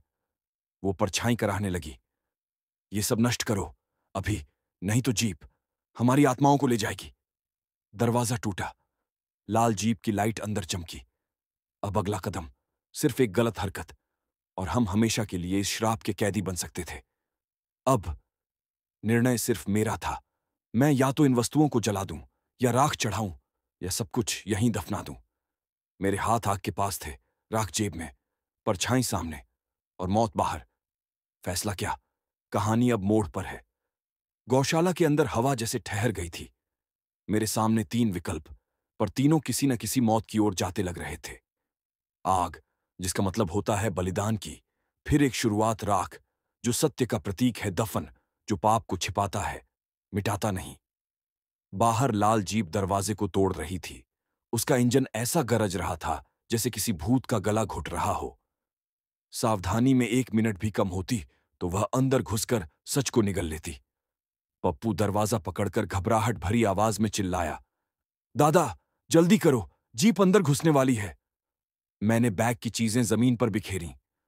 गाय का पुराना सींग, टूटी तलवार और इंसान गाय दोनों की मिली हुई खून से सनी राख। ये धर्म नहीं था, यह पाप था, जिसका उपयोग बलिदान को दोबारा जिंदा करने के लिए किया जा रहा था। वह परछाई, जो आधी गाय और आधी इंसानी आत्मा थी, दर्द से झुककर बोली, आग में मत डालना, मेरे साथ फिर बलिदान हो जाएगा। मेरी गर्दन में डर का बोझ भर गया। अगर मैं इसे जला देता, श्राप फैल जाता। मैंने पूछा, दफन कर दूं? परछाई की आंखें दुख में डूब गईं। दफन करना झूठ को छिपाना है। झूठ जिंदा रहेगा और फिर लौटेगा। मेरे दिमाग में बिजली की तरह पंडित की आवाज गूंज उठी, सत्य छुपाओगे तो श्राप बढ़ेगा। तो फिर जवाब सिर्फ एक था, राख। मेरी जेब में वही सत्य की राख थी। मां की दी हुई पंडित के मंदिर की शाप के विरुद्ध बनी हुई राख। मैंने उसे निकाला। वह चमकने लगी, जैसे अंगार में बदल जाए। मैंने सारे पाप के अवशेषों पर सत्य की राख छिड़क दी। पहली मुट्ठी, जैसे भीतर से किसी जानवर की चीख निकली। दूसरी मुट्ठी, सींग धुएं में पिघलने लगा। तीसरी मुट्ठी, तलवार भस्म हो गई, जैसे कभी थी ही नहीं। और आखिरी, वो खून मिली राख, जो बलिदान का हिस्सा थी, सिकुड़कर पत्थर की तरह काली होने लगी। वह परछाई जोर से चीखी, सत्य जलेगा नहीं, सत्य कभी नहीं मरेगा। बाहर लाल जीप के इंजन ने जोर जोर से आवाजें निकालनी शुरू कर दी, जैसे अंदर आकर इस प्रक्रिया को रोकना चाहती हो। दरवाजा टूटने लगा। क्र्र।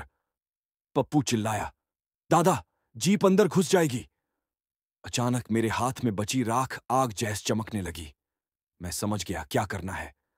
मैंने उसे दरवाजे पर फेंक दिया। जीप की टक्कर उसी राख पर पड़ी और एक अंधाधुंध रोशनी फैल गई, जैसे सूर्य और चिंगारी एक साथ फट पड़े हों। जीप वहीं जड़ हो गई। उसकी हेडलाइट धुआं बनकर हवा में उड़ गई। इंजन शांत, बिल्कुल खामोश। गौशाला के भीतर खड़ी वह श्रापित आत्मा कुछ कदम पीछे हटी। उसकी लाल आंखें अब शांत हो चुकी थीं। उसने धीमे स्वर में कहा, अंतिम सत्य स्वीकार हो चुका है। अब श्राप नहीं, मोक्ष होगा। उसकी परछाई मिट्टी के कणों में बदलने लगी। गाय जैसी, आदमी जैसी, फिर सिर्फ धूप की तरह उड़ गई। हड्डियां खुद ब खुद टूटकर पाउडर बन गईं। सींग गायब, खून सूख गया। गौशाला अब सिर्फ खाली रह गई थी, जैसे सदियों का दर्द आखिर खत्म हो गया हो। पप्पू ने कांपते हुए पूछा, दादा अब खत्म हो गया? मैंने जमीन को देखा और धीरे कहा, शुरू हुआ है। सत्य का बोझ अब हमारे ऊपर है। अब हम सिर्फ ड्राइवर नहीं थे, हम साक्षी थे।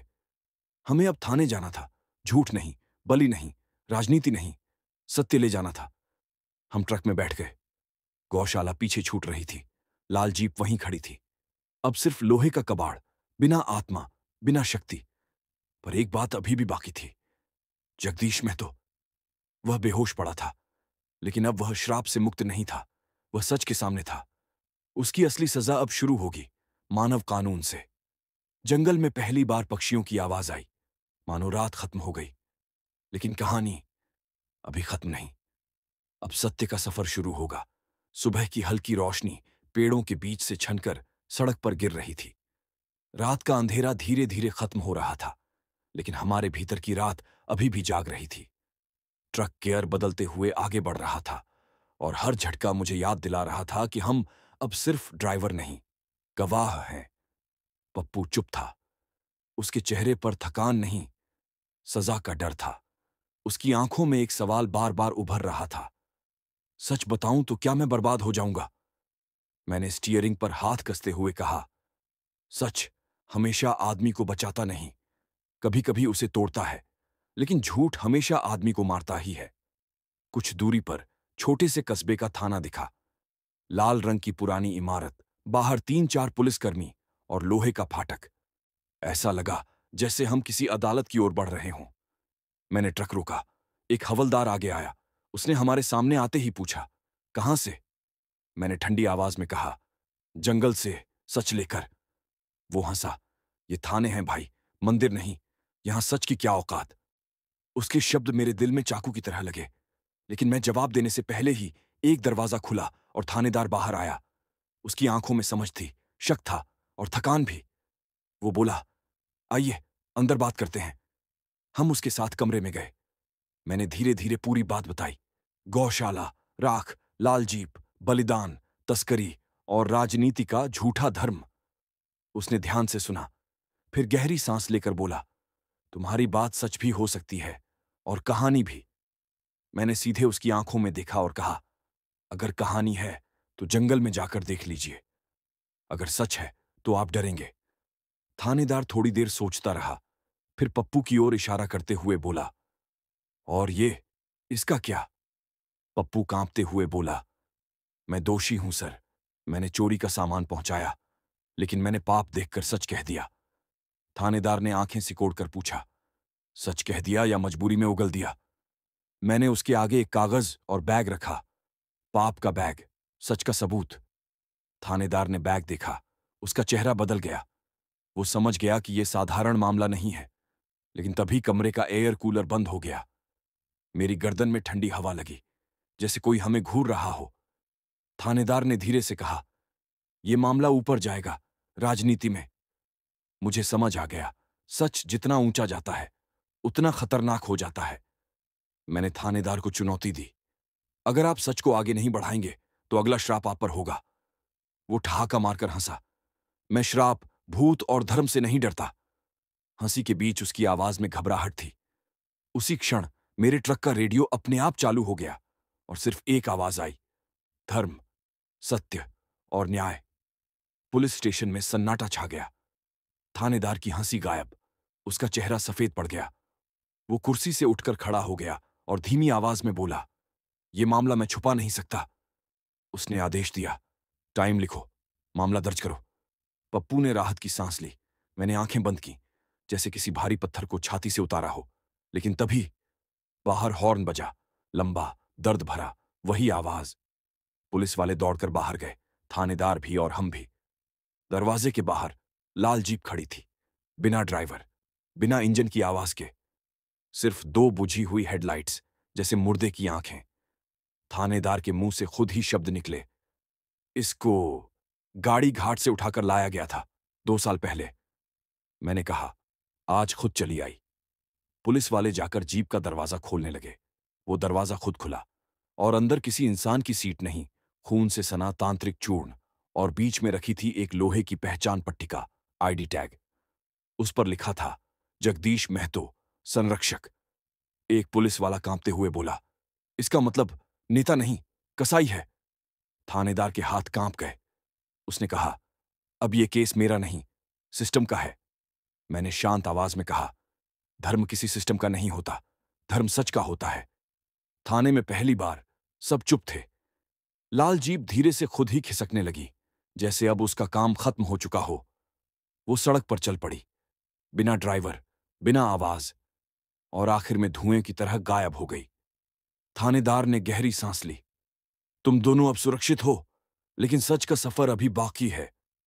मैंने हल्की मुस्कान के साथ कहा, मैं ड्राइवर हूं, सफर लंबा चलाना आता है।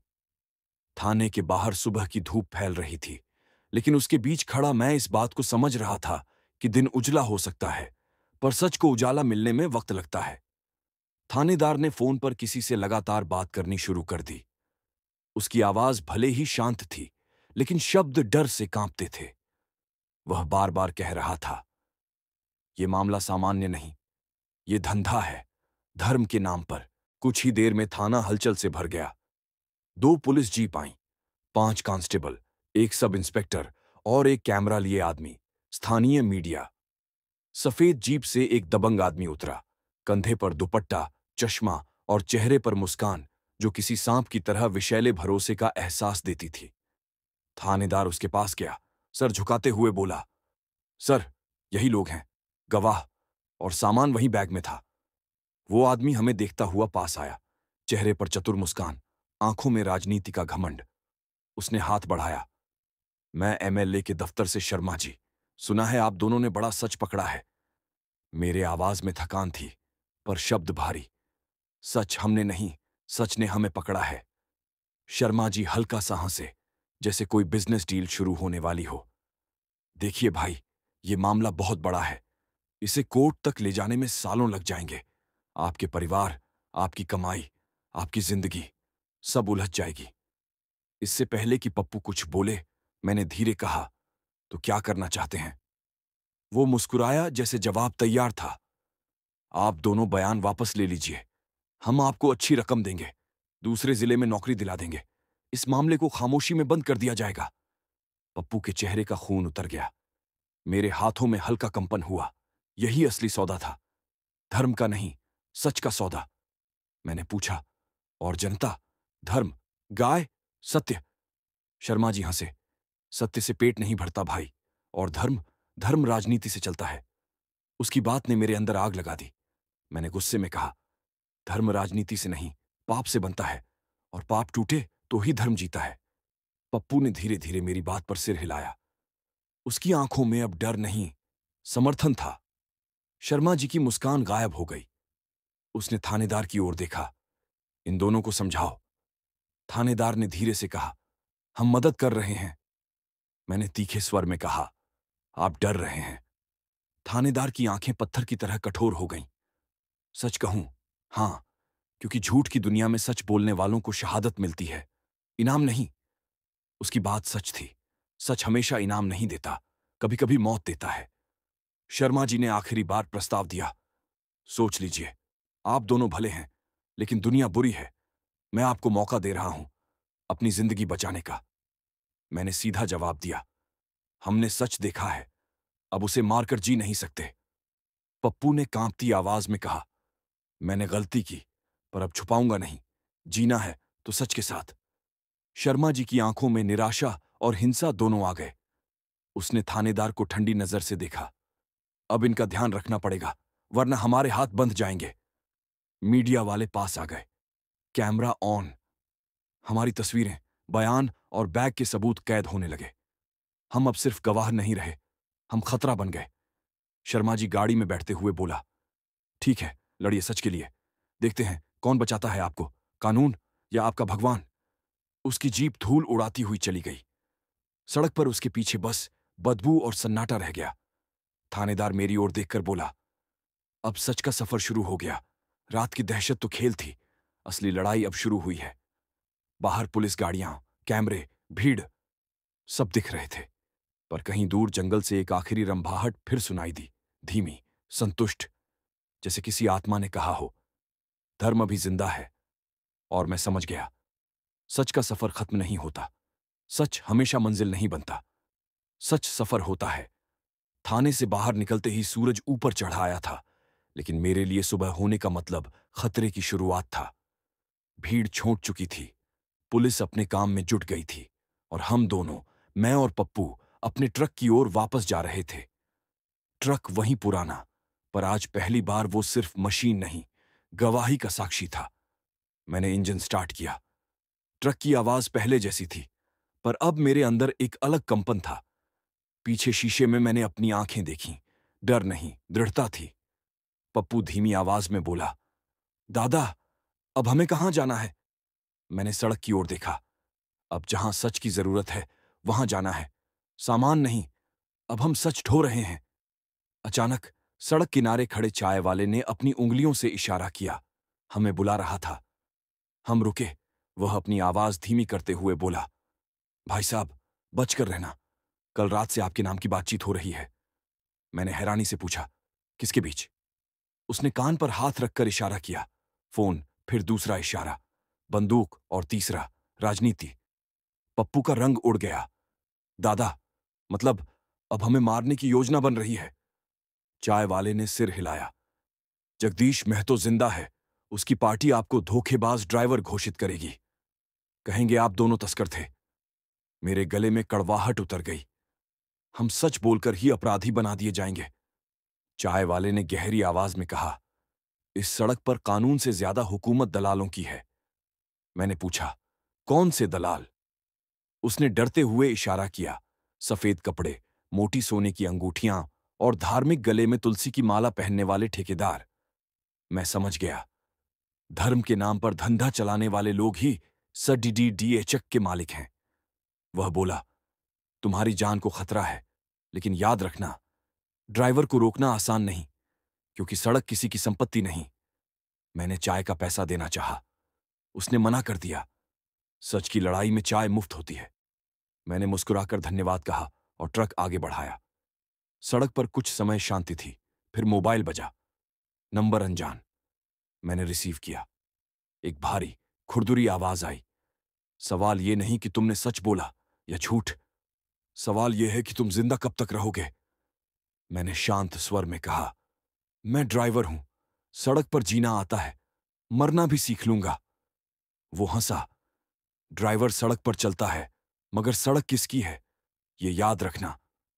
फिर फोन कट गया। पप्पू के हाथ कांप रहे थे। दादा, हम मारे जाएंगे। मैंने उसकी तरफ देखा। डर मत, हम बैठे बैठे नहीं मरेंगे, हम चलते चलते सच पहुंचाएंगे। ट्रक अब खामोशी से हाईवे पर दौड़ रहा था, लेकिन मेरे दिमाग में एक बात स्पष्ट थी, अब हमें किसी जगह नहीं जाना, किसी जगह से गुजरना है, निरंतर। हम अब रुकेंगे नहीं। सामने से एक तेज एसयूवी आई, सफेद रंग, उस पर पार्टी का झंडा। उसने हमारे ट्रक को जानबूझकर बहुत करीब से काटा। मेरी पकड़ स्टीयरिंग पर कसी हुई थी। उनकी विंडो से किसी ने चिल्लाकर कहा, बच पाए तो दिखाना, और एसयूवी तेज गति से आगे निकल गई। पप्पू की आंखें भर आईं। दादा, अब सच बोलने का मतलब मौत है। मैंने धीमी आवाज में कहा, अगर सच मौत बन गया तो झूठ हमेशा भगवान बनेगा, और मैं नहीं चाहता कि झूठ भगवान बन जाए। सड़क पर हवा तेज थी, फसलें हिल रही थीं, और आसमान में उड़ते कौवे जैसे हमारी कहानी के गवाह बन रहे थे। हमारी लड़ाई अब जंगल, भूत, श्राप, लाल जीप से नहीं, मनुष्यों के बनाए हुए दानवों से थी। मैंने ट्रक की स्पीड बढ़ाई। डर के बिना ड्राइवर सच्चा नहीं होता। पप्पू ने सिर उठाया, और सच के बिना धर्म नहीं होता। मैं मुस्कुराया। आज तू खलासी नहीं, सच का साथी है। हम हाईवे पर आगे बढ़ते गए। एक नया सफर, एक नई लड़ाई, और कहीं दूर, जैसे हवा में गाय की धीमी आवाज आई, सत्य की रक्षा करना, वही असली धर्म है। हवा में डीजल की गंध, सड़क पर रफ्तार और आंखों में डर, ये तीनों ट्रक ड्राइवर की रोजमर्रा की रोटी हैं। फर्क बस इतना था कि आज हम सच की रोटी खा रहे थे। इसका स्वाद कड़वा था, लेकिन भूख को मारने वाला नहीं, जमीर को जिंदा रखने वाला था। हम पश्चिम बंगाल हाईवे के उस हिस्से में पहुंच रहे थे जहां दुर्घटना नहीं, हत्या होती है। ड्राइवर इस सड़क को काला पट्टा कहते हैं, जहां मौत दुर्घटना नहीं, सौदा होती है। लोग कहते हैं, यहां रात में ट्रक नहीं चलते, और अगर चलें तो सुबह ट्रक मिले या न मिले, ड्राइवर जरूर नहीं मिलता। पप्पू ने खिड़की से झांकते हुए देखा। सड़क किनारे टूटे ट्रक, जंग लगे टायर और काली परछाइयों की तरह खड़ी 3 से 4 जीपें। सफेद सोने के कपड़े पहने कुछ आदमी बीड़ी ठूंस रहे थे। उसने धीरे से कहा, दादा, ये वही लोग हैं ना? मैंने सिर्फ इतना कहा। हाँ, ये सड़क के मालिक नहीं, सड़क पर मौत के दलाल हैं। कुछ ही दूरी पर ट्रकों की चेन बनी थी। हर ट्रक वाला एक दूसरे को हाथ दिखाकर इशारे कर रहा था, जैसे इशारा हो, बचकर चलो, खतरा है। मैंने धीमी रफ्तार की। एक बक्सा ऊंचा खड़ा ट्रक मेरे बराबर आया। ड्राइवर ने शीशा खोलकर फुसफुसाहट में कहा, भाई, तुम ही हो ना जिन्होंने कल रात बयान दिया? मेरी सांस गले में अटक गई। मैंने सिर हिलाया। उसकी आंखों में सम्मान और डर दोनों थे। साहस किया है तुमने, पर जिंदगी की कीमत बढ़ गई है तुम्हारी। बचकर रहो, अब तुम टारगेट ट्रक हो। वो चला गया। टारगेट ट्रक, ये वो शब्द थे जो सड़क पर सिर्फ खास लोगों को मिलते हैं, सच बोलने वालों को, माल चोरी रोकने वालों को और उन ड्राइवरों को जो दलालों के खिलाफ खड़े हो जाएं। सामने एक ढाबा दिखा। नाम, श्री गोपाल गाड़ी सेवा। नाम धार्मिक, काम घिनौना। वहां 15 से 20 ट्रक खड़े थे, लेकिन कोई ड्राइवर बाहर नहीं, सिर्फ दलाल, हथियारबंद गुंडे और चाकुओं की चमक। एक आदमी बीच में आकर हाथ उठाकर बोला, टारगेट ट्रक, रुक जाओ, चेकिंग होगी। पप्पू डर से कांप गया। दादा, अगर हम रुके तो मार देंगे। मैंने कहा, अगर भागे तो भी मारेंगे। उसने घबराकर पूछा, तो करेंगे क्या? मैंने उसकी तरफ देखा। ड्राइवर कभी रुकता नहीं, बस रास्ता बदल देता है। मैंने ट्रक को कट दिया, सीधे मैदान के बीच से, कीचड़ तोड़ते हुए, ढाबे को बायपास करते हुए। पीछे से गोलियों की आवाज। ठाए ठाए, पप्पू चीखा, दादा, गोली चला दी। मैंने ट्रक को झटके के साथ हाईवे पर लिया। मरना है तो सड़क पर, भागते हुए, न झुकते हुए न बिकते हुए। पीछे से 2 बाइक और एक जीप हमारा पीछा करने लगी। बाइकों पर 3 गुंडे, हाथ में कट्टे, और जीप पर लोगों का झुंड। पप्पू सुर्ख आवाज में बोला, दादा, अब नहीं बचेंगे। मैं मुस्कुराया। ड्राइवर सड़क जानता है, गुंडे सिर्फ गन। मैंने गियर 4 से 5 पर मारा। ट्रक रॉकेट की तरह आगे बढ़ा। टायरों से चिंगारी फूटने लगी। जीप की दूरी कम हो रही थी। तभी सामने लोहे की पुलियां, तंग मोड़ और नीचे गहरी नहर। मैंने 1 सेकंड में फैसला लिया। ब्रेक नहीं, ड्रिफ्ट। ट्रक बाएं घूमता हुआ पुलिया के किनारे से सरका। बाइक वाले मोड़ नहीं ले पाए, 2 सीधे नहर में गिरे। जीप हालात समझने में लेट हो गई। उसका टायर पत्थर से टकराया। वो पलट गई, चारों पहिए हवा में। ट्रक आगे बढ़ा, हमारी जान बच गई। पप्पू आंसू पोंछकर बोला, दादा, आप ड्राइवर नहीं, आप फौजी हो सड़क के। मैंने हल्की मुस्कान के साथ कहा, हम ट्रक वाले भी लड़ते हैं, बस हमारी राइफल गियर है और गोली रफ्तार। हवा फिर से शांत होने लगी, लेकिन दूर कहीं जंगल की ओर से एक गहरी, संतोष भरी आवाज आई, जैसे कोई आत्मा हमारी रक्षा कर रही हो। गाय की आवाज, अब डरावनी नहीं, आशीर्वाद जैसी। और मैं समझ गया, अब यह सफर सिर्फ सच का नहीं, धर्म की रक्षा का भी बन चुका है। हाईवे अब शांत था, लेकिन उसकी खामोशी में खतरा छिपा था, जैसे कोई जख्मी दरिंदा घात में बैठा हो। ट्रक आगे बढ़ रहा था। पप्पू पीछे बार बार शीशे में देख रहा था। दादा, ये लोग फिर आएंगे, मैंने धीमी आवाज में कहा। सच से डरने वाले भागते नहीं, पीछा करते हैं। सड़क शहर की ओर बढ़ने लगी। नया दिन, पर थकान रात से पुरानी लग रही थी। तभी मोबाइल पर एक कॉल आया, अज्ञात नंबर। मैंने रिसीव किया। दूसरी तरफ भारी आवाज आई, कैलाश यादव। मैं बोला, हां। आवाज बोली, हम ड्राइवर यूनियन से हैं, पूर्वी भारत परिवहन संघ। थाने से रिपोर्ट मिली है, आपने झूठ के खिलाफ बयान दिया है। आपको राजधानी कोलकाता बुलाया जा रहा है, तुरंत। पप्पू चौंक कर बोला, यूनियन? हमारे लिए? फोन पर आवाज जारी रही, सरकार को ड्राइवर बयान चाहिए। यह मामला अब राज्य स्तर पर उठ चुका है। शब्दों का मतलब समझते ही मेरे दिल में एक और जिम्मेदारी उतर गई। अब हम सिर्फ ड्राइवर और खलासी नहीं, देश के गवाही देने वाले बन गए थे। मैंने सावधानी से पूछा, सुरक्षा, वो आवाज बोली। आपके लिए यूनियन एस्कॉर्ट भेज रही है, लेकिन तब तक अपने ट्रक पर रहिए। सड़क छोड़ना, होटल में रुकना, ढाबे पर रुकना, खतरा है। कॉल कट गया। पप्पू ने राहत की सांस ली। दादा, यूनियन हमारे साथ है, अब हम बच जाएंगे। मैंने उसकी तरफ देखा। यूनियन लड़ सकती है, पर हमारी जगह लड़ नहीं सकती। हम आगे बढ़े, और कुछ ही किलोमीटर बाद एक चौंकाने वाला दृश्य सामने आया। सड़क किनारे एक पुरानी, जंग लगी मंदिर जैसी छोटी झोपड़ी, और उसके सामने ड्राइवरों की भीड़, लाल गमछा बांधे, टायर बदलते हुए, इंजनों की मरम्मत करते हुए, लेकिन जैसे किसी मंच की तैयारी में हो। उनके बीच से एक बुजुर्ग चला, दाढ़ी सफेद, आंखों में जोश, हाथ में चाबी, ट्रक की चाबी। उसने पूछा, कौन है कैलाश यादव? मैंने हाथ उठाया। वो आगे आया, सीधी नजर मेरी आंखों में डालते हुए बोला, बेटा, अब तू सिर्फ ड्राइवर नहीं, अब तू सड़क का सिपाही है। मैंने हल्की आवाज में कहा, मैंने सिर्फ सच बोला है। वो हंसा। सच बोलना युद्ध है, और मंच युद्ध भूमि। उसने भीड़ की ओर मुड़कर कहा, ये वही है जिसने तस्करों, नेताओं और झूठ को उजागर किया। ये ड्राइवर हर ड्राइवर की आवाज है। ड्राइवरों में शोर उठ गया। जय सड़क, जय सच, जय ड्राइवर। पप्पू की आंखें चमक उठी। पहली बार अपने पेशे पर गर्व की चमक।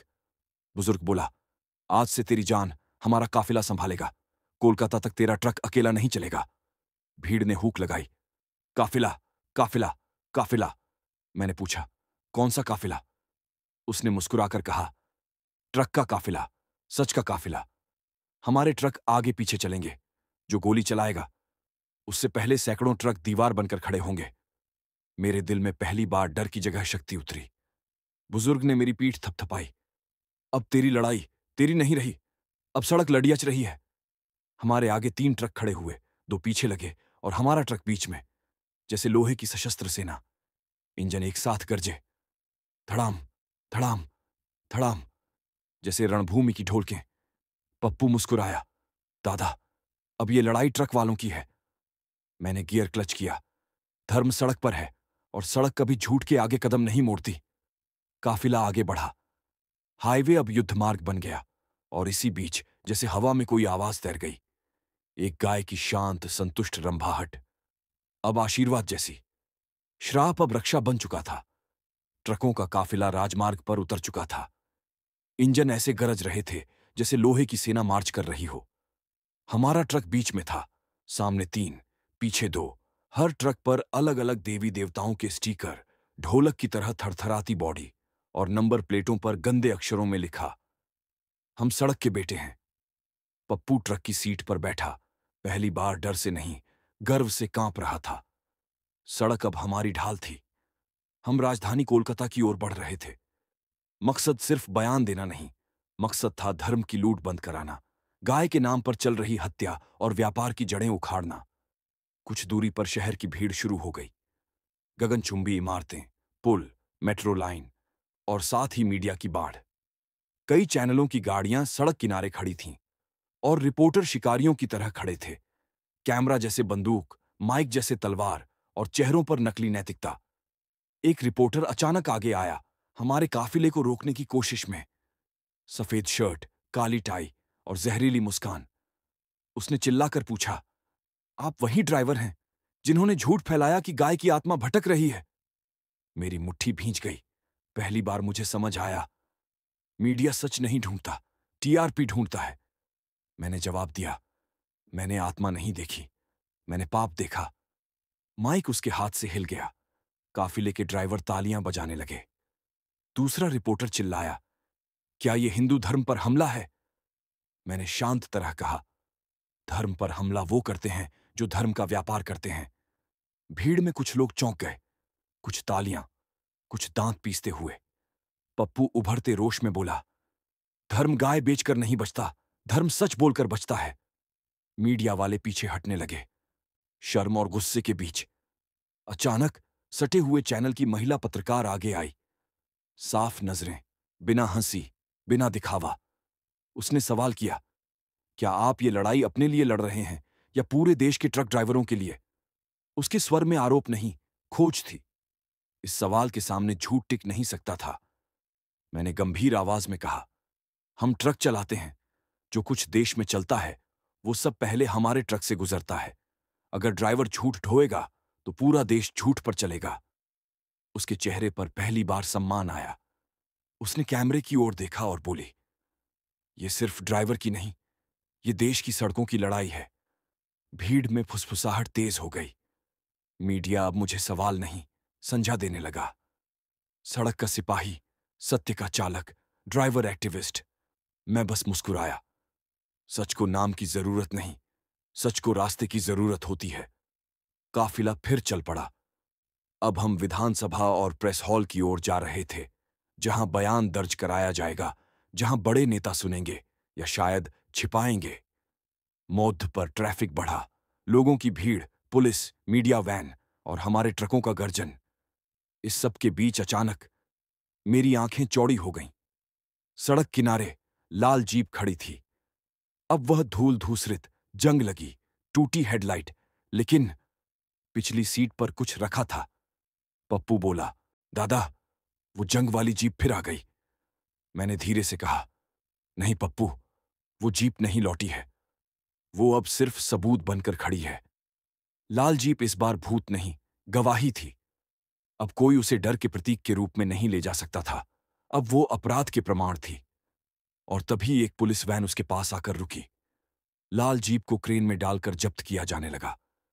हवा में एक शांत ध्वनि फैली, जैसे कोई गाय अब चैन की सांस ले रही हो। श्राप टूटा नहीं, श्राप सच में बदल गया। काफिला आगे बढ़ा। राजधानी के द्वार खुल रहे थे, लेकिन सच का रास्ता अभी और लंबा था। अब लड़ाई गाड़ी वालों की दुनिया से निकलकर सरकार के गलियारों में पहुंची थी। और असली दुश्मन अब सिर्फ जंगल की आत्माएं नहीं, बल्कि राजनीति, ठेकेदार और धर्म के नकली ठेकेदार थे। काफिला धीरे धीरे राजधानी के भीड़ भरे रास्तों में प्रवेश कर चुका था। लकड़ी के पुल, ऊंचे ऊंचे खंभे, सरकारी दफ्तर और इधर उधर हड़बड़ाहट में भागते लोग, सब कुछ हवा में तनाव की तरह तैर रहा था। हमारा ट्रक उन सरकारी इमारतों की ओर बढ़ रहा था जहां चमड़े की कुर्सियों पर बैठे लोग कानून बनाते हैं और कागज पर न्याय। लेकिन इस बार उनके सामने कागज नहीं, सड़क का सच होगा। पुलिस एस्कॉर्ट और यूनियन के ट्रकों के बीच हमारा ट्रक विधानसभा के सामने रोक दिया गया। मैं और पप्पू उतरे। हजारों ड्राइवरों की नजरें हमारे ऊपर थीं। किसी ने उम्मीद से, किसी ने डर से, किसी ने गर्व से। यूनियन के बुजुर्ग नेता ने धीमे स्वर में कहा, अब तेरा बयान सिर्फ शब्द नहीं, धर्म की जांच है। मेरे कंधों पर एक ऐसा बोझ उतर आया जो किसी पत्थर से भारी था, लेकिन किसी सच से हल्का। हम अंदर गए। पसीने की बू, कागजों की सरसराहट, पंखों की आवाज और कैमरों की चमक, ये सब मिलकर इस जगह को अदालत जैसा बना रहे थे। एक अलग अदालत, धर्म की अदालत। कमरे में एक बड़ा गोल टेबल, सामने मंत्रीगण, अधिकारी, मीडिया और कुछ धार्मिक प्रतिनिधि भी। उनमें कुछ संत, कुछ पंडित और कुछ ऐसे धर्म ठेकेदार जिनकी आंखें देखकर समझ आता था, ये ना भगवान को मानते हैं ना इंसान को, बस शक्ति को मानते हैं। सामने मेरे नाम की प्लेट रखी थी, कैलाश यादव, ट्रक ड्राइवर। गवाह मैं बैठा। मेरे दिल की धड़कन ट्रक के इंजन की तरह भारी भारी चल रही थी।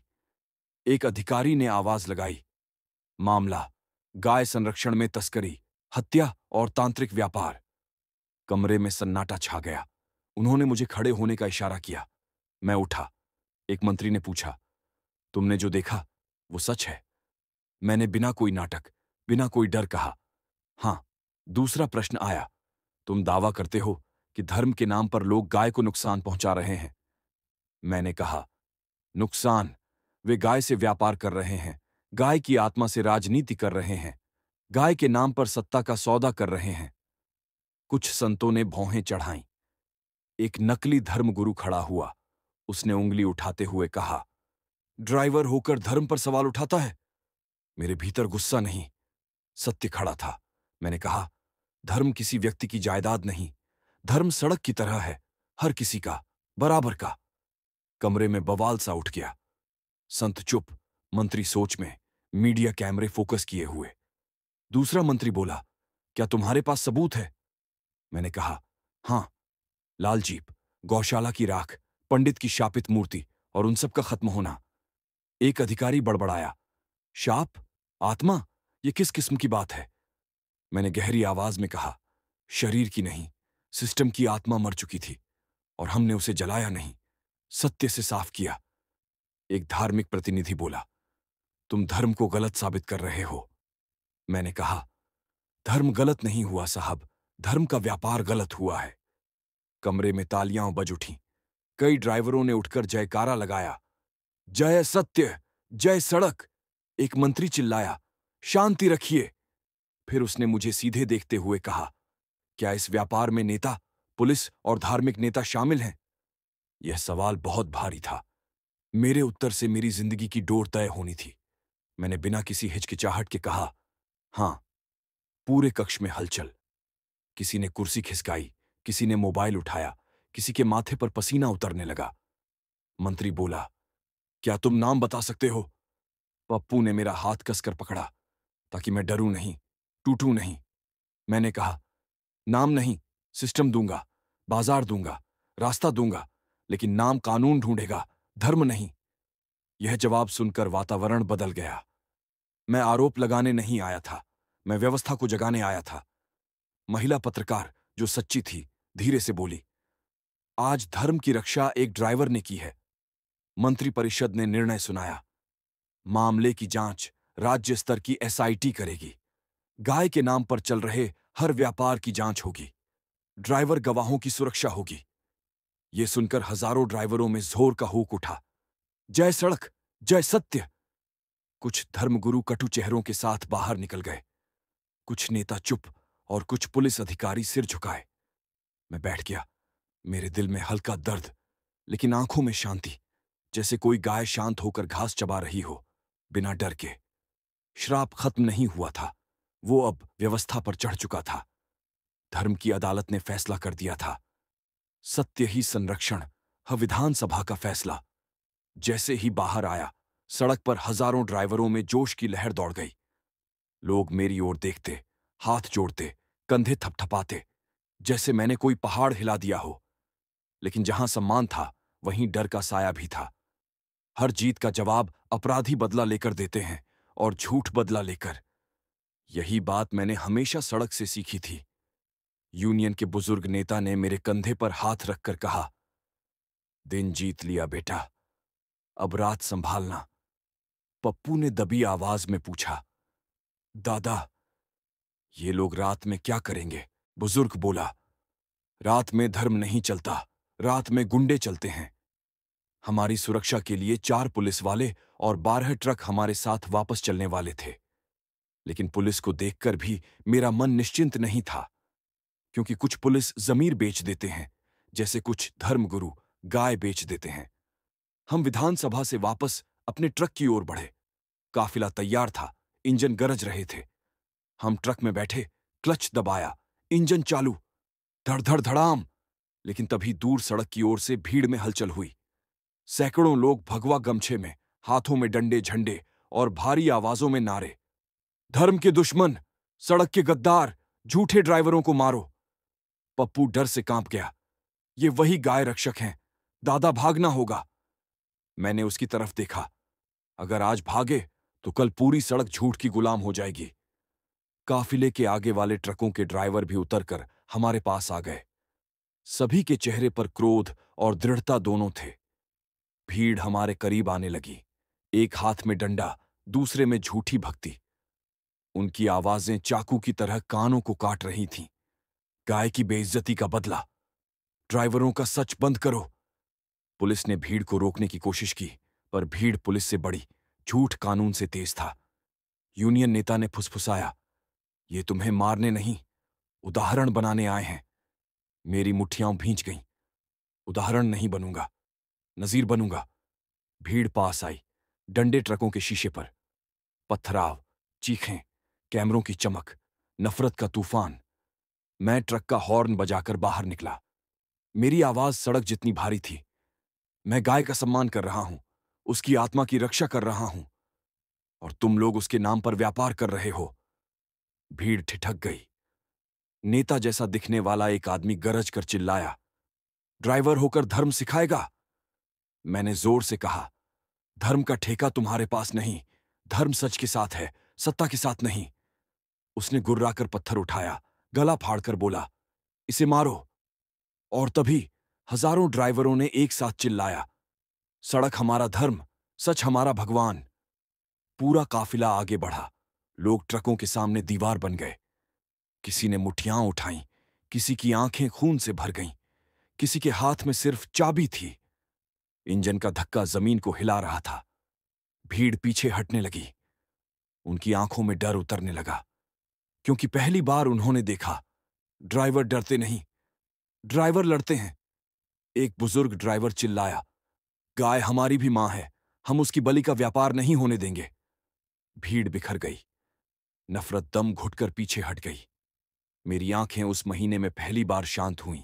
लेकिन जैसे ही भीड़ पीछे हटी, एक मोटरसाइकिल दूर से आई, उस पर नकाबपोश आदमी। उसने हवा में कुछ चमकते हुए उछाला, पत्थर नहीं, पेट्रोल बम। पप्पू चीखा, दादा संभालो। डेटोनेशन की आवाज, फट, और काफिले में आग की चमक।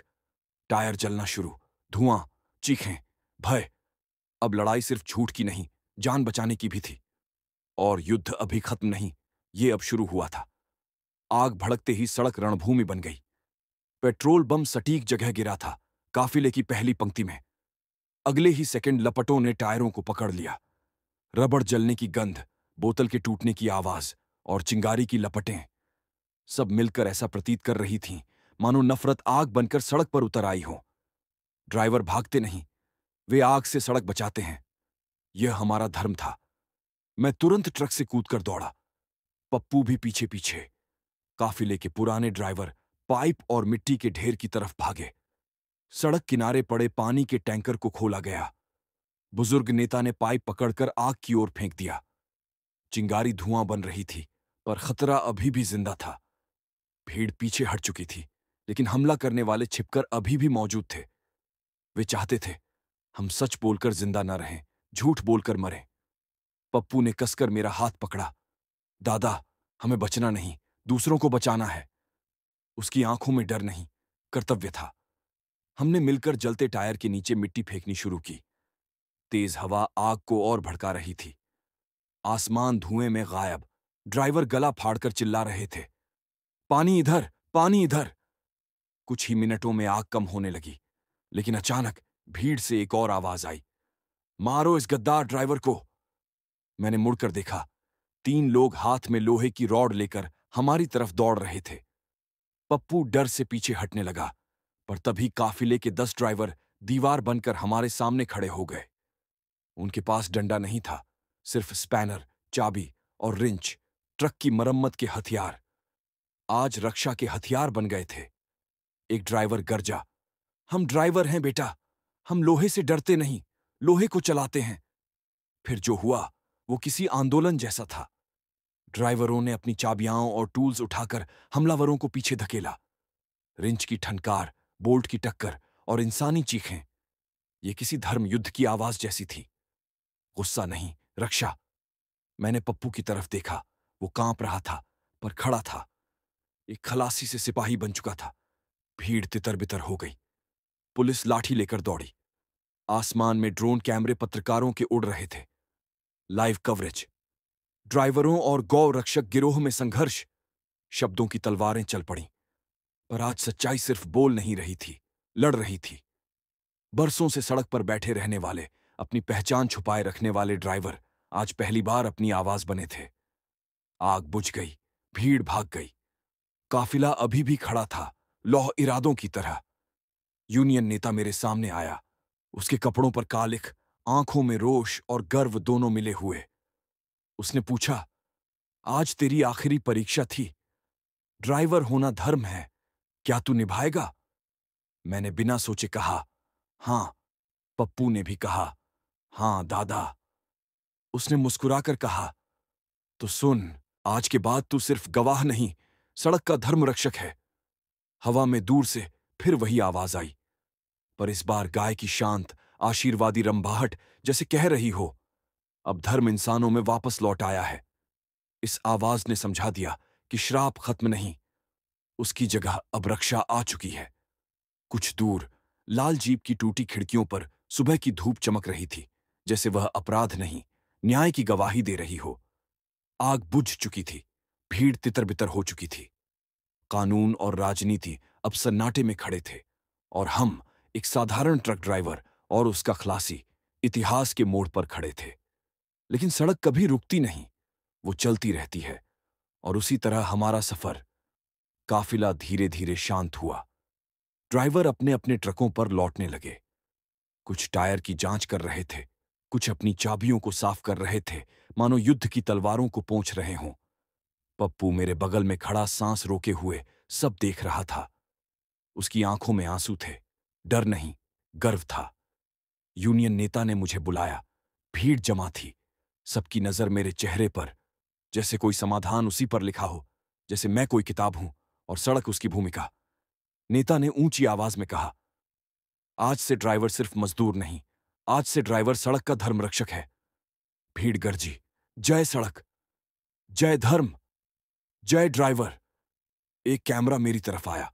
महिला पत्रकार, जो सच को समझती थी, उसने मुझसे पूछा, अब आगे क्या? आपने श्राप को तोड़ा, सच को बचाया, लड़ाई जीत ली, अब आगे क्या करेंगे? मैंने पहले सड़क देखी, लंबी, दूर तक, अनंत। फिर उसकी तरफ देखा।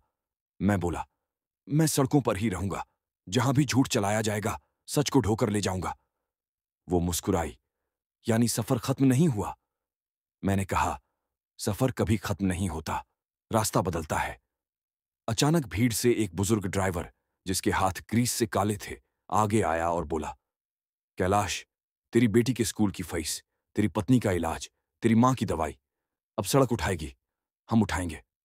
मेरे दिल में ऐसा सूर्योदय हुआ जो जीवन में पहली बार महसूस हुआ। आज मेरी गरीबी नहीं, मेरी ईमानदारी की जीत हुई थी। पप्पू रो पड़ा, दादा, अब घर चलेंगे। मैंने उसके कंधे पर हाथ रखा। हाँ पप्पू, अब घर चलेंगे, किसी डर के बिना। भीड़ तालियां बजाती रही, ड्राइवर एक दूसरे के कंधे थपथपाते रहे। यूनियन नेता मेरे ट्रक के आगे आए, उस पर लाल धागा बांधा। अब ये ट्रक सिर्फ सामान नहीं ढोएगा, ये धर्म ढोएगा। और तभी हवा में फिर वही आवाज, शांत, संतोष भरी गाय की रंभाहट। मैंने सिर झुकाया, किसी मूर्ति की ओर नहीं, किसी मंदिर की ओर नहीं, बल्कि सड़क की ओर। सड़क ही मंदिर है और सच ही धर्म। मैं ट्रक में चढ़ा, पप्पू मेरे साथ। इंजन स्टार्ट हुआ, धड़ धड़ धड़ाम, जैसे किसी भजन का ताल। काफिला हमारे पीछे चल पड़ा। कोलकाता की सड़कों पर अब सिर्फ ट्रक नहीं, धर्म चल रहा था। सामने सड़क अनंत थी, और मैं हंसते हुए बोला, चल पप्पू, सफर लंबा है और धर्म अभी जिंदा है। यही था पश्चिम बंगाल हाईवे, ट्रक ड्राइवर का खौफनाक सफर। एक डर से शुरू हुई कहानी, जो अंत में धर्म और सच्चाई की विरासत बन गई। सत्य चला तो सड़क भी धर्म बन गई।